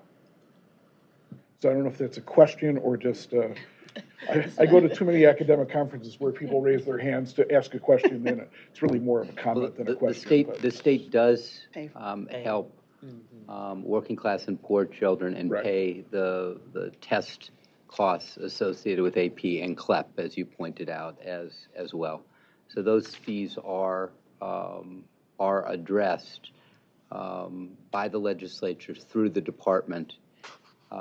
It helps defray costs for children who otherwise wouldn't be able to have the test experiences. Yeah. Thank you, Dr. Robinson. Other questions or comments or reflections? Dr. Pugh.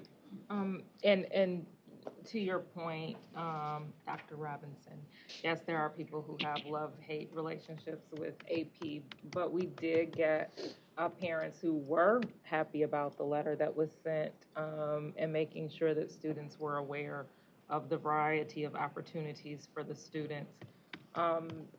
My question is, I saw like where there were huge increases in opportunities and then there were decreases. So are students like moving around and testing things out? Maybe for the Native American students, I recall in a recent presentation that you all did, we were seeing a decline in population as well as general population as well as student population. But are we seeing students move between opportunities? That's a great question, and that has been a trend as we come out of the pandemic. Students are reconsidering what the options are, what the availability is.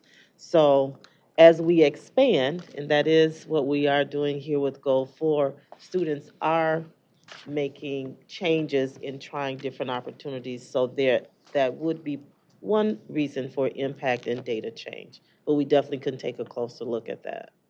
And are we collecting qualitative data if we're seeing that?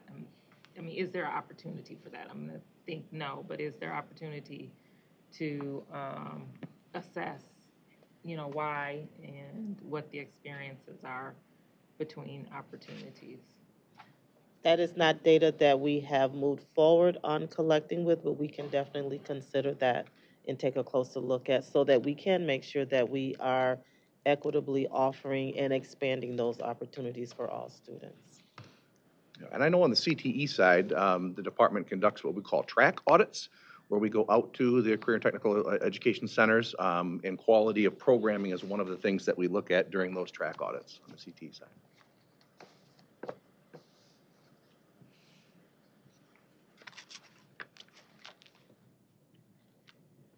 That's it. That's it for me.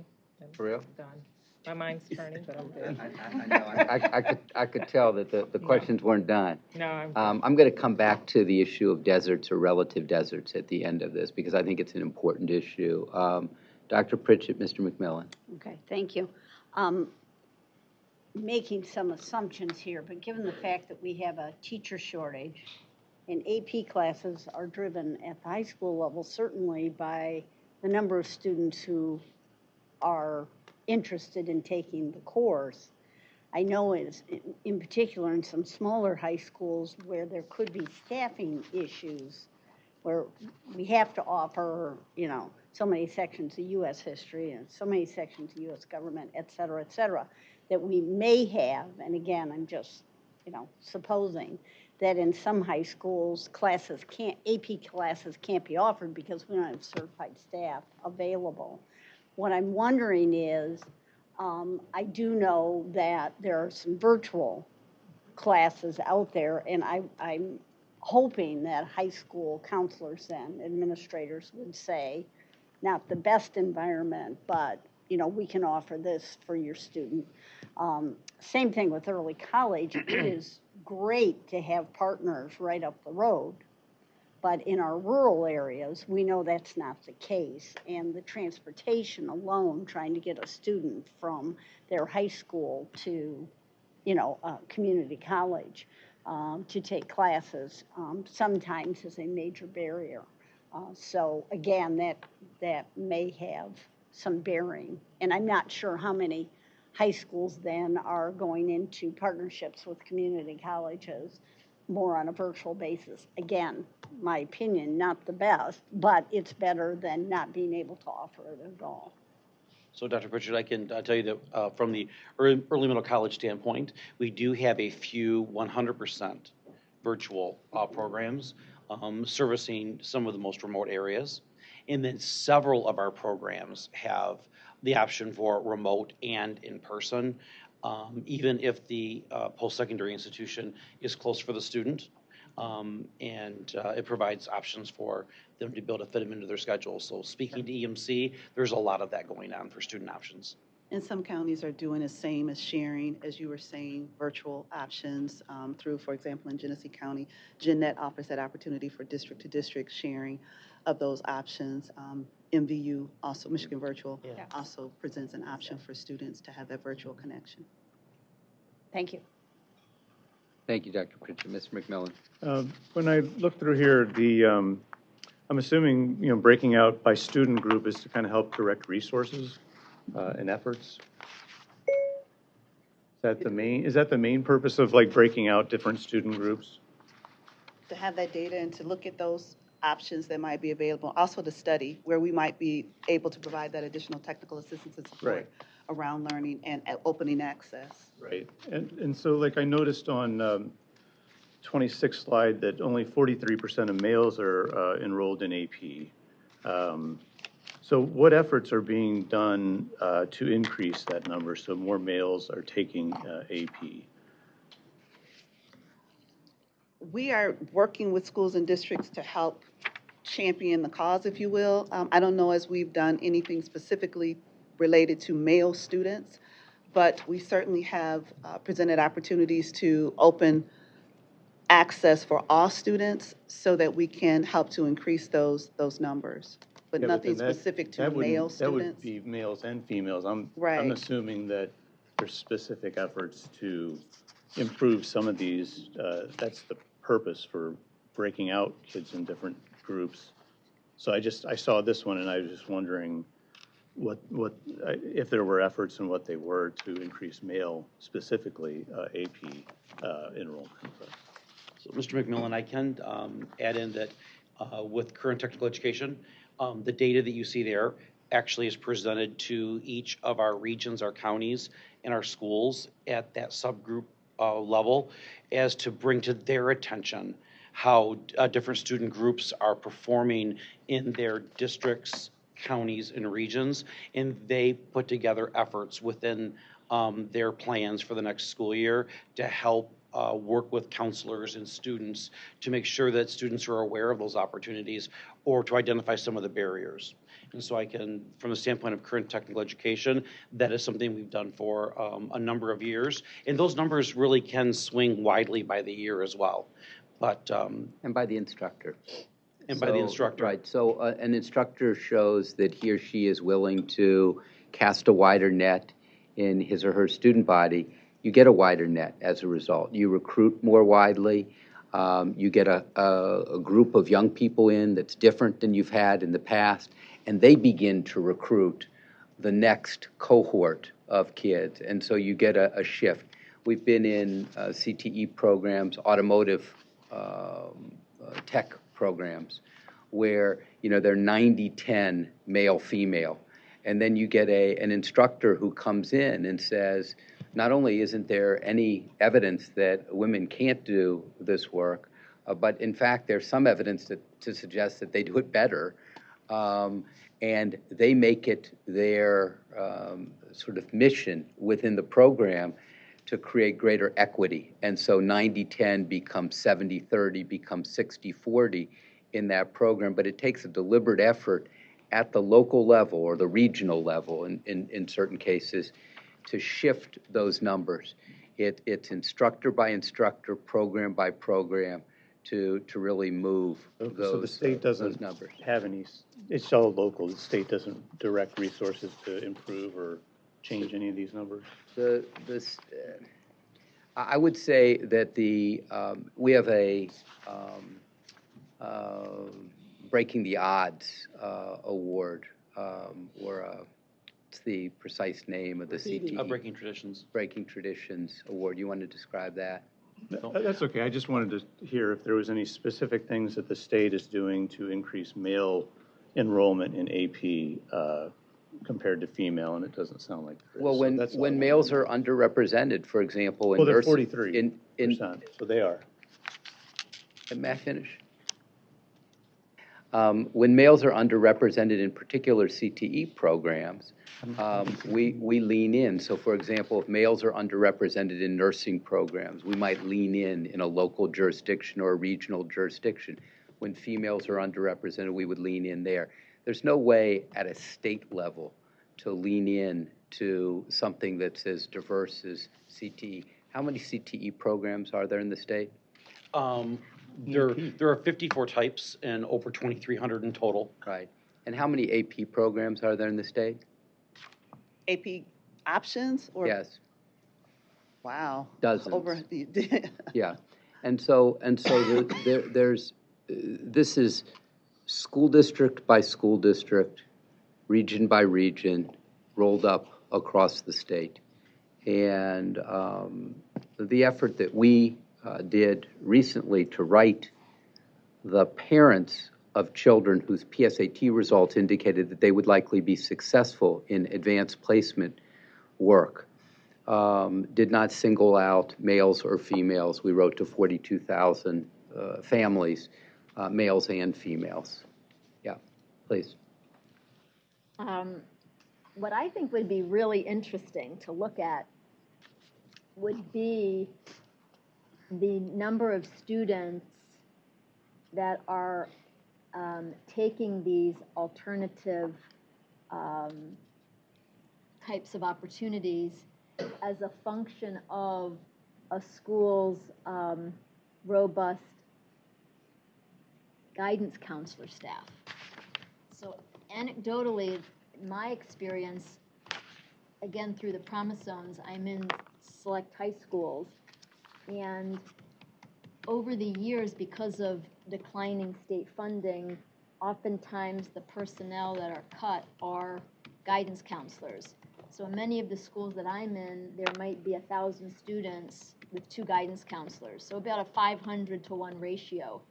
And in talking to those guidance counselors, they very much would like to be able to spend more time with each student, but 500 to 1, that's kind of an impossible ratio. So what I think would be really interesting, and anecdotally my suspicion is that if schools had the ability to hire more guidance counselors, which increased funding to our schools would help. Again, this is just back of the napkin suspicion. You would find that students would be partaking more of these programs. Thank you, Ms. Lipton. Other questions or comments of board members? Questions or comments of board members? Looking around, trying to cast a wide net. Don't see it. Okay. CTE Showcase a couple of weeks ago was terrific at Heritage Hall. Got the opportunity to see kids from across the state, Romeo, Fraser, Alpena, St. Joe, among many other districts. And I got to see a proud Dr. Piles with Dr. Kenigschnecht and Dr. Kroll, Marty Ackley. It was a good, and also got to see people from Dr. Pritchett's old stomping ground who still remember her favorably.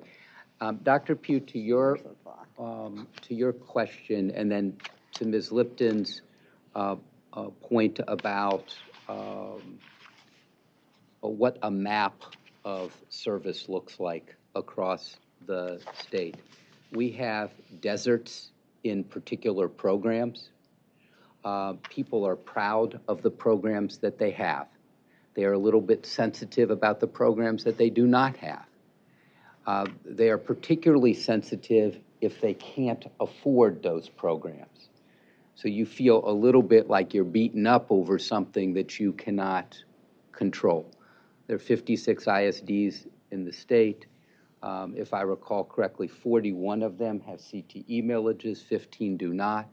But even if you have a CTE millage, it doesn't necessarily mean that you have the full range of CTE offerings. You may have deserts within oases. You may also have young people who have the opportunity to go to a particular program, CTE or otherwise, but won't move to go to that program, go to the school a mile away, walk in the door of the rival school. Some of these programs compete against one another. AP, IB, early middle college, dual enrollment, they compete against one another. So their numbers tug on one another. One goes up, another goes down. There are only so many young people, and as Dr. Edwards points out, the number of young people in the state is declining lightly. And so all else being equal, you would expect the numbers to deteriorate lightly. Pre-pandemic, our CTE numbers were going up lightly. Our early middle college numbers were going up substantially. Early middle college is, dual enrollment is to early middle college as CTE course taking is to CTE completion of a program. So dual enrollment, a straight course, early middle college, a full program. CTE straight course, CTE program completion. And you've got a lot of kids reflecting upon each of these 4 options, and to some degree as well, overlapping with CTE also. I believe, that so many more of our young people are capable of these experiences than are actually in the experiences. We think that there is more opportunity to serve young people in CTE, more opportunity to serve young people in AP, in dual enrollment, in early middle college, and for places that have an IB program. in IB as well.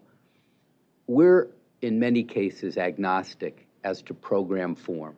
We believe in rigor. We think young people should have the opportunity for lots of rigor.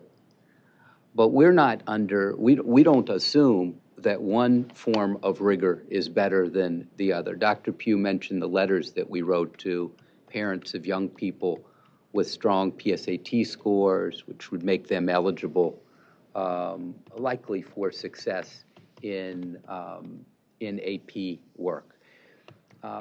There were differences of opinion about those letters. Some parents were delighted. They weren't aware that their children's performance on PSAT made them likely to be successful in AP. There were other parents that shrugged their shoulders and said, yeah, we know. Our kid's already in AP right now. There were a couple of principals, or superintendents rather, that thought that we were diminishing the value of their dual enrollment or early middle college programs.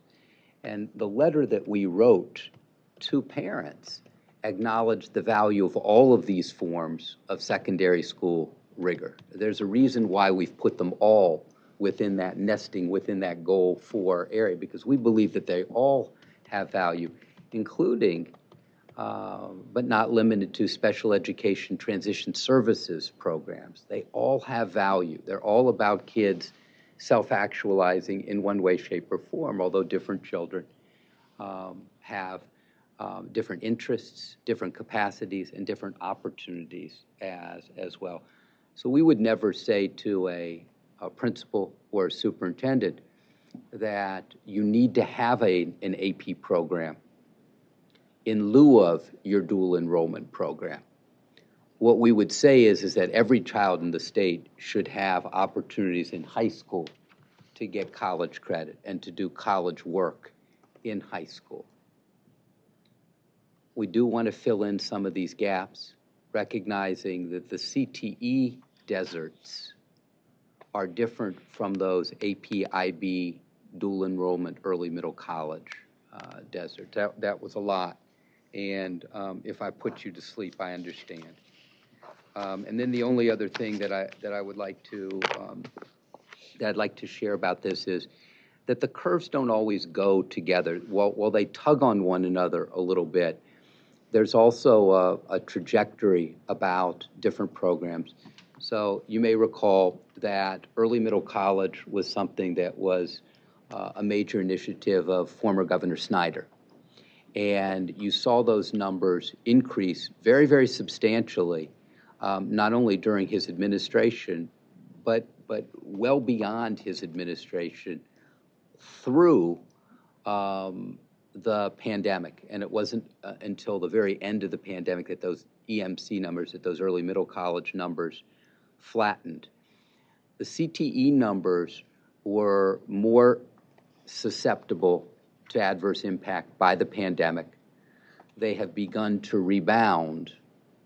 The same is not true for AP, which is why we've leaned into AP a little bit more. Again, agnostic as to form of rigor, strongly feel that all children need multiple opportunities for rigor. The map to which Dr. Pugh and Ms. Lipton, you referred in different ways, is hard to put together because it's not a map of any one of those areas. You could put, in theory, you could put together a map of each of these areas, but the point is not whether you have strong dual enrollment, strong early middle college. The question is, do you have strong opportunities in each area across the state for post-secondary work in high school? And in many cases, yes, in other cases, less so. The other thing that I would argue is that Michigan Virtual, which has permitted opportunities virtually for young people to do post-secondary coursework and AP coursework, I think that's really, really tremendous. And we're seeing that increasingly with our community colleges as well. Presenters, we appreciate it. We appreciate you. Thank you so much. Thank you. Thank you.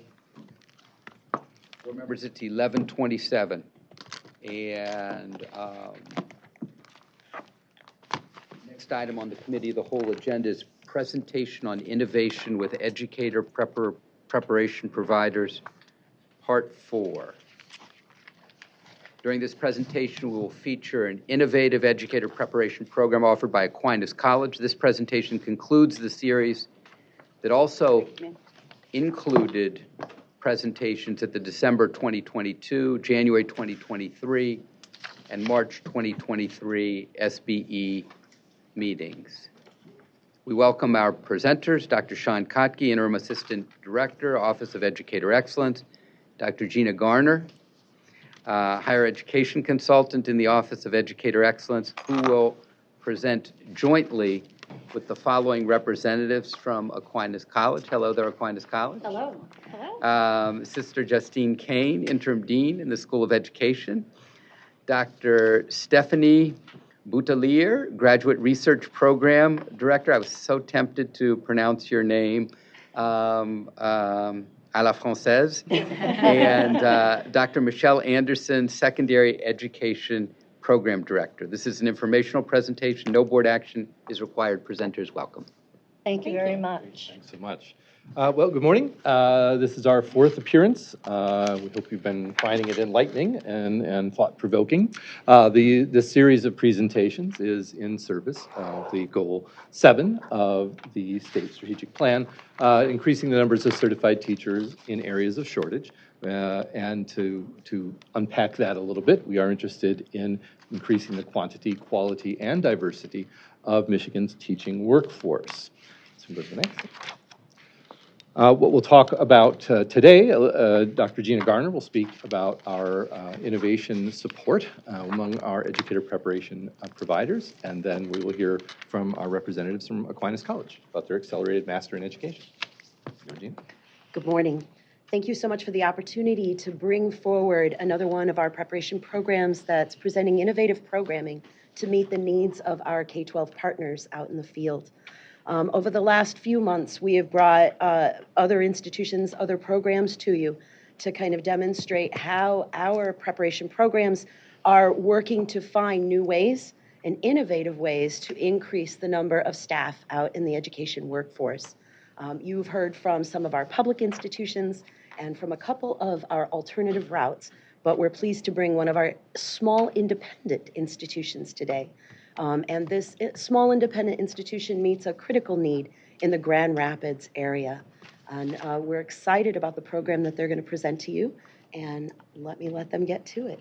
So, Dr. Kane.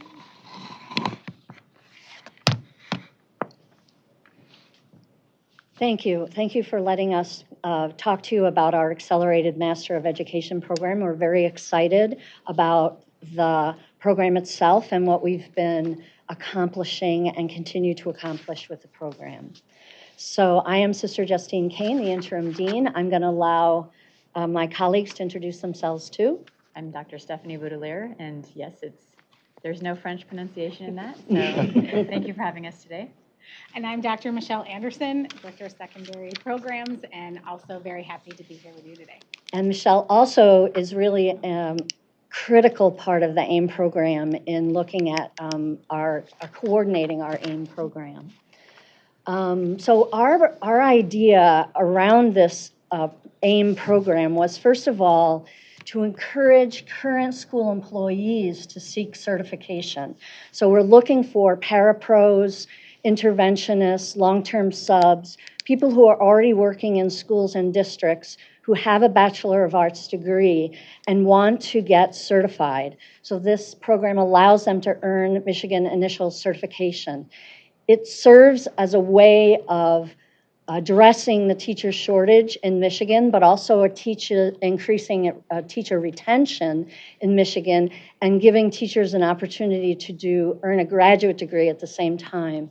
And one of the things that's innovative about this program is that it's a residency model. So our students, while they are participating in our master's program, they are full-time, most of them are full-time, some of them are part-time residents in a school working as parapros, or sometimes a teacher of record, or substitute teachers while they're participating in our program.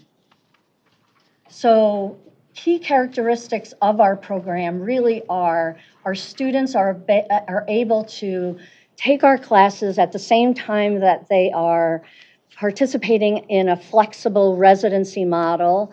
And so they're able to apply what they're learning in the classes to their clinical experiences rather immediately. We also are pretty responsive to an adult learner population. That's really important to us because most of our students are people who have been teachers for a while. They're not late teens, early 20s people. They're folks that are in their middle 30s or early 40s. So we really use a responsive adult learner model to really help them process what they're learning. We have a really good team that supports them in the field so that while they're in the school, we have MOUs with the school that they're in. So we have an administrator's buy-in on their presence in that school. We have a mentor who's on the school site that works with them. And then we have our own field supervisors who work with them. So there's a lot of communication between our program and the school itself. We're also flexible so that we want our students to make sure that they get across the grade band. So if they're in that pre-K 3 grade band, we want them to have classroom experiences all across the grade band.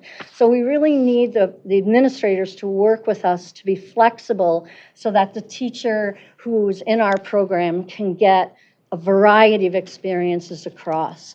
And finally, we're really addressing both secondary and elementary school teachers. We have about half and half, and we work separately and together. We have a cohort model, but we do pull them apart and work separately with them a little bit. So Michelle's going to talk a little bit about how our program is organized.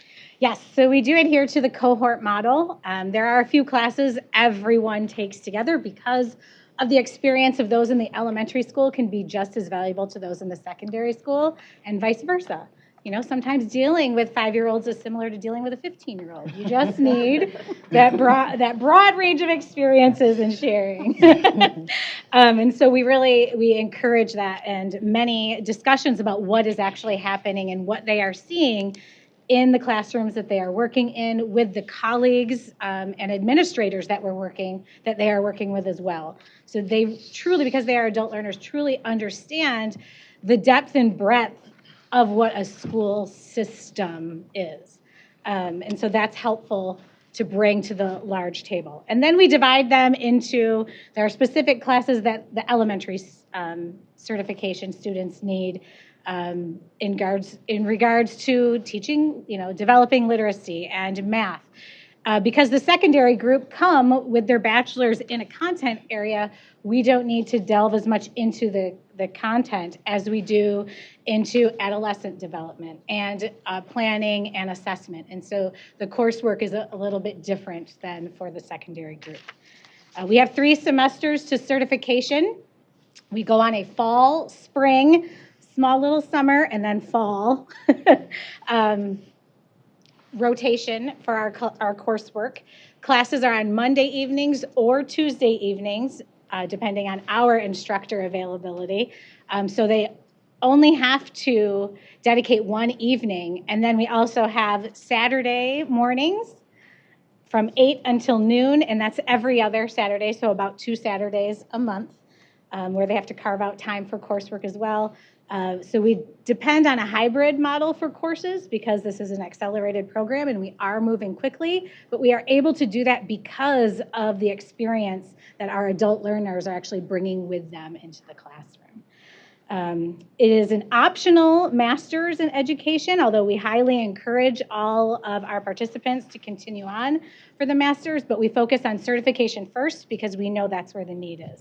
And so we provide our certification courses first, and then we also tell our students, it's okay to take a break and take a breath and take a semester off, get to know, get back into your classroom, work as the, instructor of records certified for a semester or 2, and then come back to us and we will help you finish out that master's degree. These are our demographics. We've had 4 cohorts so far, and as Sister referenced earlier, we are right about down the middle with our male to female ratio. We have a few more in our elementary program than secondary program, but all in all, as referenced earlier too, a majority of we also have age range diversity too. We don't have too many who are 22-year-olds. We have a few who found our program and utilized it as like a +1 dynamic, but truly a majority of those in our program are in their 30s, 40s, and a few in their 50s as well. So because of this, we have really had to take a look at our curriculum and our approach to those learners in the classroom, and that is what sets us apart. And Stephanie is going to go into a little bit about how we're thinking about that with our learners. So Michelle and I have, we've been researching and making sure that this program is effective from a variety of ways, but we wanted to share a few things out today related to the adult learners, which is officially called andragogy, if you're not familiar with that term. That's the theory of adult learning. But we did look at the crossover of the Danielson dispositions and andragogy, and we found that there were 4 areas in our program specifically that we supported and that we wanted to continue to grow. So, for example, the application of skills specifically related to that residency model, identification of growth for the learners themselves, and also for their needs at their school that they're at. Of course, flexibility, which comes along with our programming structure, the hybrid, and the options for where they can earn their field work hours. And finally, that relationship building. That's key for K-12, but that is also so important at the adult level as well. So modeling that in our own classes and making sure that they're learning to be able to build those relationships in their own classes.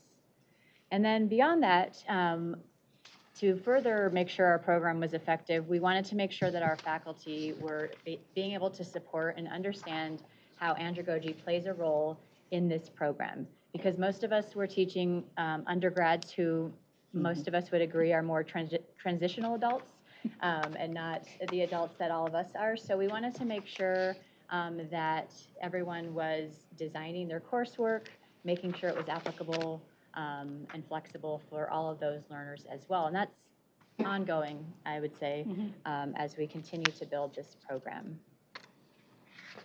So some of our ongoing improvements and some of the outcomes that we have seen through our research is we are always continuously trying to increase the diversity of our candidates, reaching out to different school districts so administrators can self-identify, hey, I have a really good candidate for your program, and bringing them to us. Another area that we have found is a key outcome is that adult teachers in training need that self-directed application with content concurrently with effective collaborative processes for ongoing effectiveness. And this goes back into what Stephanie was saying about our faculty and making sure that they're able to address our cohort learners' needs on the spot. And that might mean, all right, I intended to talk about this in our lecture tonight, but I'm hearing from all of you that this is what you're experiencing in the classroom. So let's diverge from that and really talk about what you're experiencing. So we bring to them the key learning theory, but we also need to have an iterative process where they're bringing that back to us and saying, this is what's happening, so that we can have a clear dialogue. And so sometimes when you're working with the undergraduate population, that it takes more time to do that because they have limited access to the classroom, maybe once or twice a week. But we're dealing here with those who are in there. I mean, they are working full-time and they are in a graduate program full-time. So we really can take advantage of those experiences with them. And that goes back into the application of skills there that you see. And the building of relationships. Again, relationships are key both in teacher to student, both at the classroom level, but also in the higher education classroom as well. Our program has mostly been face-to-face. It has mostly addressed people in the West Michigan area. And most of our students we know from Aquinas go really far and wide in the state. So we've recently been approached by public and non-public schools. I just was showing Gina an email I got from the Diocese of Cincinnati asking us to help them train their teachers. So also a president of Flint Powers has contacted us, an administrator in Nuevo, and they're interested in having us put our program online and then have their cohorts meet in their districts. So we are working on transitioning our program so that we can service districts that are perhaps a little bit further from Grand Rapids, and driving to Grand Rapids in the winter can be a little treacherous. So that's really their biggest issue. So they'd like to meet in the district buildings as a cohort. So we're really exploring that and thinking about how we might do that, and how we might increase the diversity of the students in our population is also a really important goal that we have. So we really appreciate the time to speak with you this afternoon or this morning, and we're happy to answer any questions you might have. Thank you very much, presenters, Sister Kane. We Thank appreciate you. Any questions or comments, board members? Ms. Lipton. Thank you very much, and I appreciate the presentation.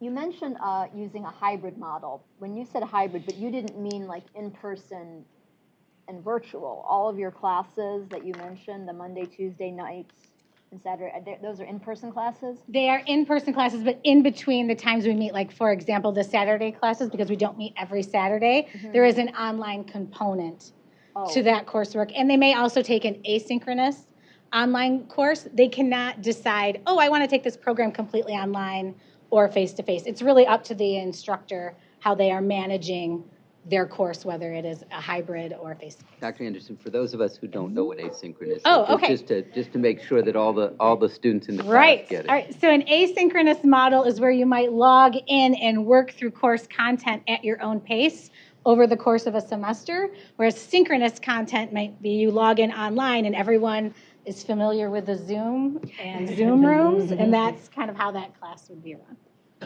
So you are so that you do not have the asynchronous model. We do. Well, some courses. Some courses do asynchronous. Okay. Yeah. But there's but it's decided by the faculty member. Mm-hmm. Okay. Do you have any sense of what type of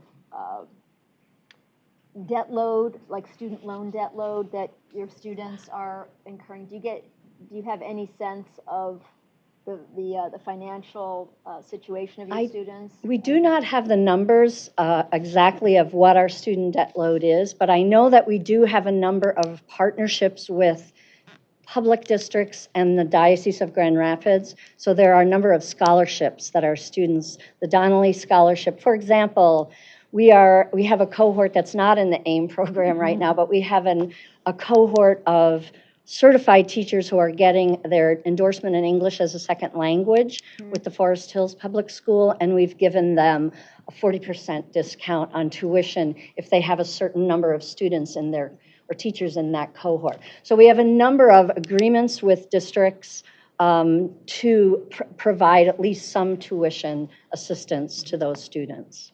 And then do you have a sense of sort of transportation challenges that your students may be facing? I'm just curious to know if that has come up in your program planning or... Well, it's coming up as we think about the online version, because we have had students who live, say, in Big Rapids, and they're in like there was a person I had in class in cohort 2 who was in Big Rapids, and in the wintertime, the roads can be icy from Big Rapids to Grand Rapids.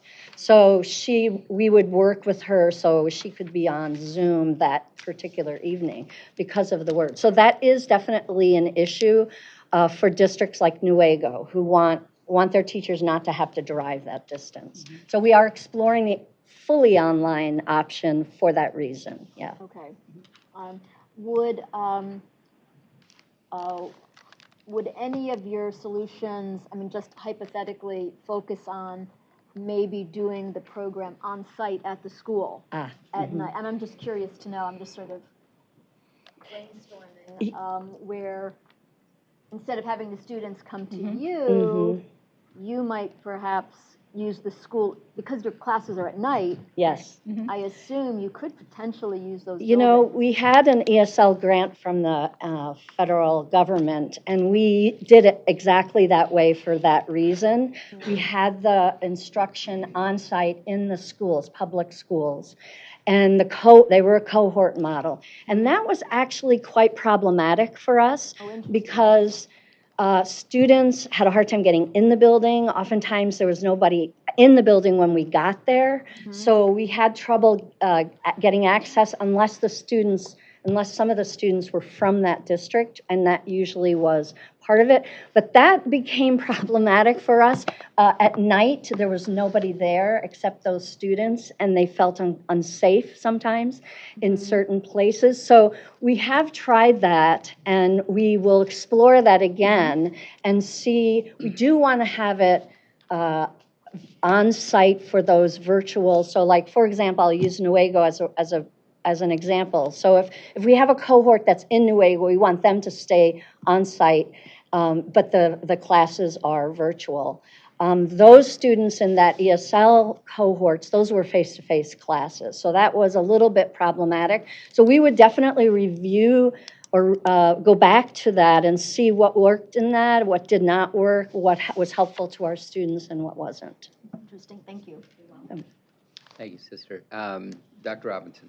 I'm curious about the number, currently, your number of undergraduate and graduate education grads per year, and your number of education faculty. Our education faculty is at six are right now, plus the dean is a teaching dean. Our undergraduate, how many undergraduate students? We have about 120 undergraduate students, and we have currently about 18 graduate students in this AIM program. Is that correct, Michelle? Okay. Yeah. So that's already the cohort of 18. Yes, and we just interviewed another cohort for the fall. There are about 16 students in that cohort. And to be fair, we haven't even marketed this. It's really been word of mouth. Locally, yeah. So can you talk a little bit about your capacity of your current faculty of 7 to handle this 138 plus another 16, and then increasing that number? That is exactly right. We are exactly talking about our capacity, and we have some adjuncts that work with us on our undergraduate level, and we're very particular about who we put in the AIM program courses. So, yeah, we are definitely looking at capacity as a college overall. You may know that Aquinas is moving from a 3 to a 4 credit institution in the fall for undergraduates, and we're also moving to a block scheduling model in the fall. We are very much looking as a college as a whole to using full-time faculty more intentionally and fewer adjunct professors, but we are, as a department, looking at what is our capacity to do this really well. Well, and congratulations, because that's going upstream from what the rest of the country is doing, right? Is relying more on adjuncts, which is not a sustainable model for higher education. So good. Second question. The mentor teachers are a huge part of any kind of kind of an accelerated program for this. How do you select them? How are they prepared, and are they paid? I'll start at the end. No, they are not paid. We do not have, we are a Catholic institution, and we're just happy to be open. So we don't pay our partners, and we do love them and give them gifts, but we don't pay them. Give them sketches. We can award them sketches.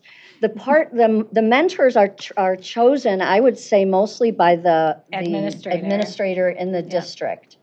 And we work with them, especially in terms of the Danielson framework and training them in that regard. So we work with them about the goals of our program and how we operate as a program, but we don't train them. I think I answered all three of your questions. And then finally, and this is not so much about just your program at Aquinas, but I'm hearing this as maybe a bit of a trend from all of the alternate route kind of programs, is that there's this division between content and pedagogy.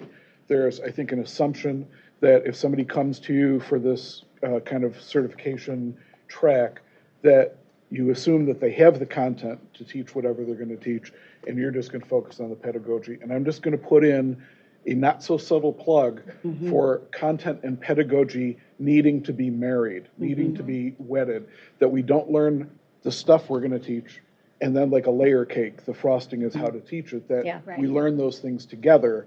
So I keep seeing this kind of structural trend for, we're going to give them all the stuff of French or math or music or whatever it is, and then kind of tap on the top, put a little slice of, and this is how you teach it.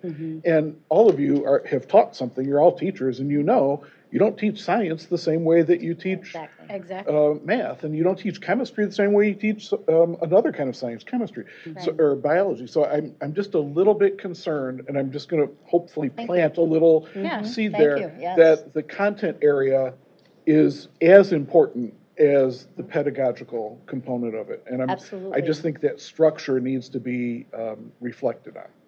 And actually, one of the things we've added to our program is we have, in recent years, based on our experiences, our secondary people take the MTTC in their content area before they begin our program. So they're out there teaching math. We want to make sure they know math.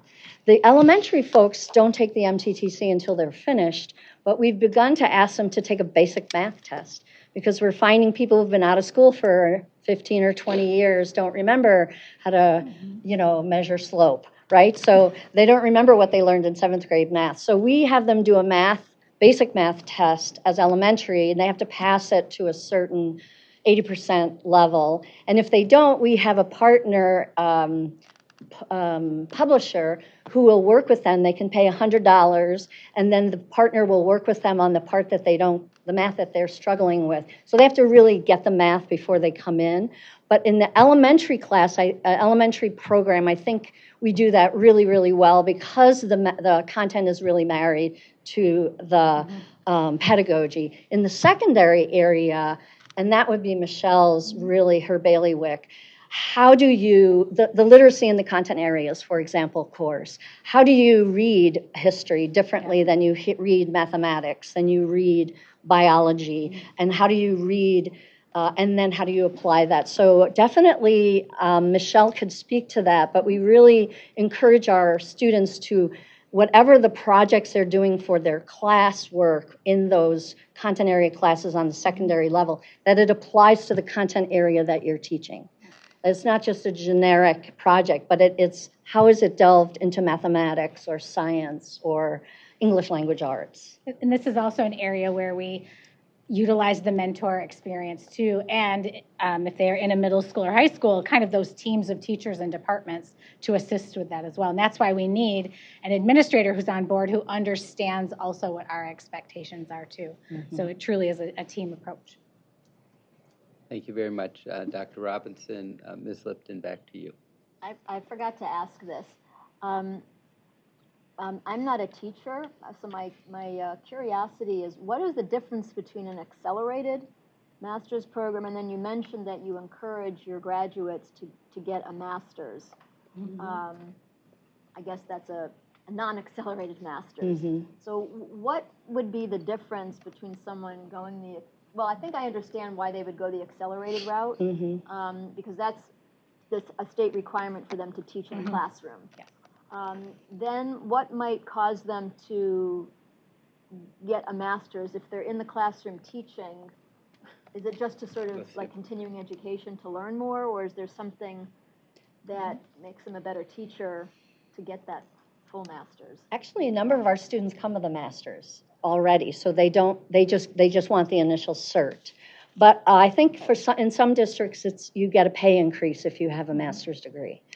And it's not so we do all of the initial cert content and pedagogy in those 3 semesters. And then what they do in their graduate thesis work is they do a research in their classroom. They do action research as a teacher in a district, and that is their master's project. Okay, but they don't have to do that. They do not. They're not required. And then about how many of the accelerated graduates, Well, you've only just started, but how many have gone on or have any? We've had 13 students apply to be in the master's program. And we've probably had about that many who started our program with a master's already. So there are a number of them who don't need another second master's. We have 3 completers of the master's program. So that's about where they are. So some of them, I think we encourage them to take a break after they get the initial cert and, not start the master's right away. So one of the things we're struggling with is getting them to come back. So we're working on what would be a best way to have them come back. But those are our numbers thus far. Okay, great, thanks. Thank you, Ms. Lipton. Other board members? Going once, going twice, going thrice. Presenters, thank you so much for the opportunity. Thank you very much for this opportunity for us. We appreciate it. Thank you. Board members, it is 11:58, and in the true spirit of a gift, we are going to break for lunch. We're going to return at 1 o'clock. Enjoy your lunch.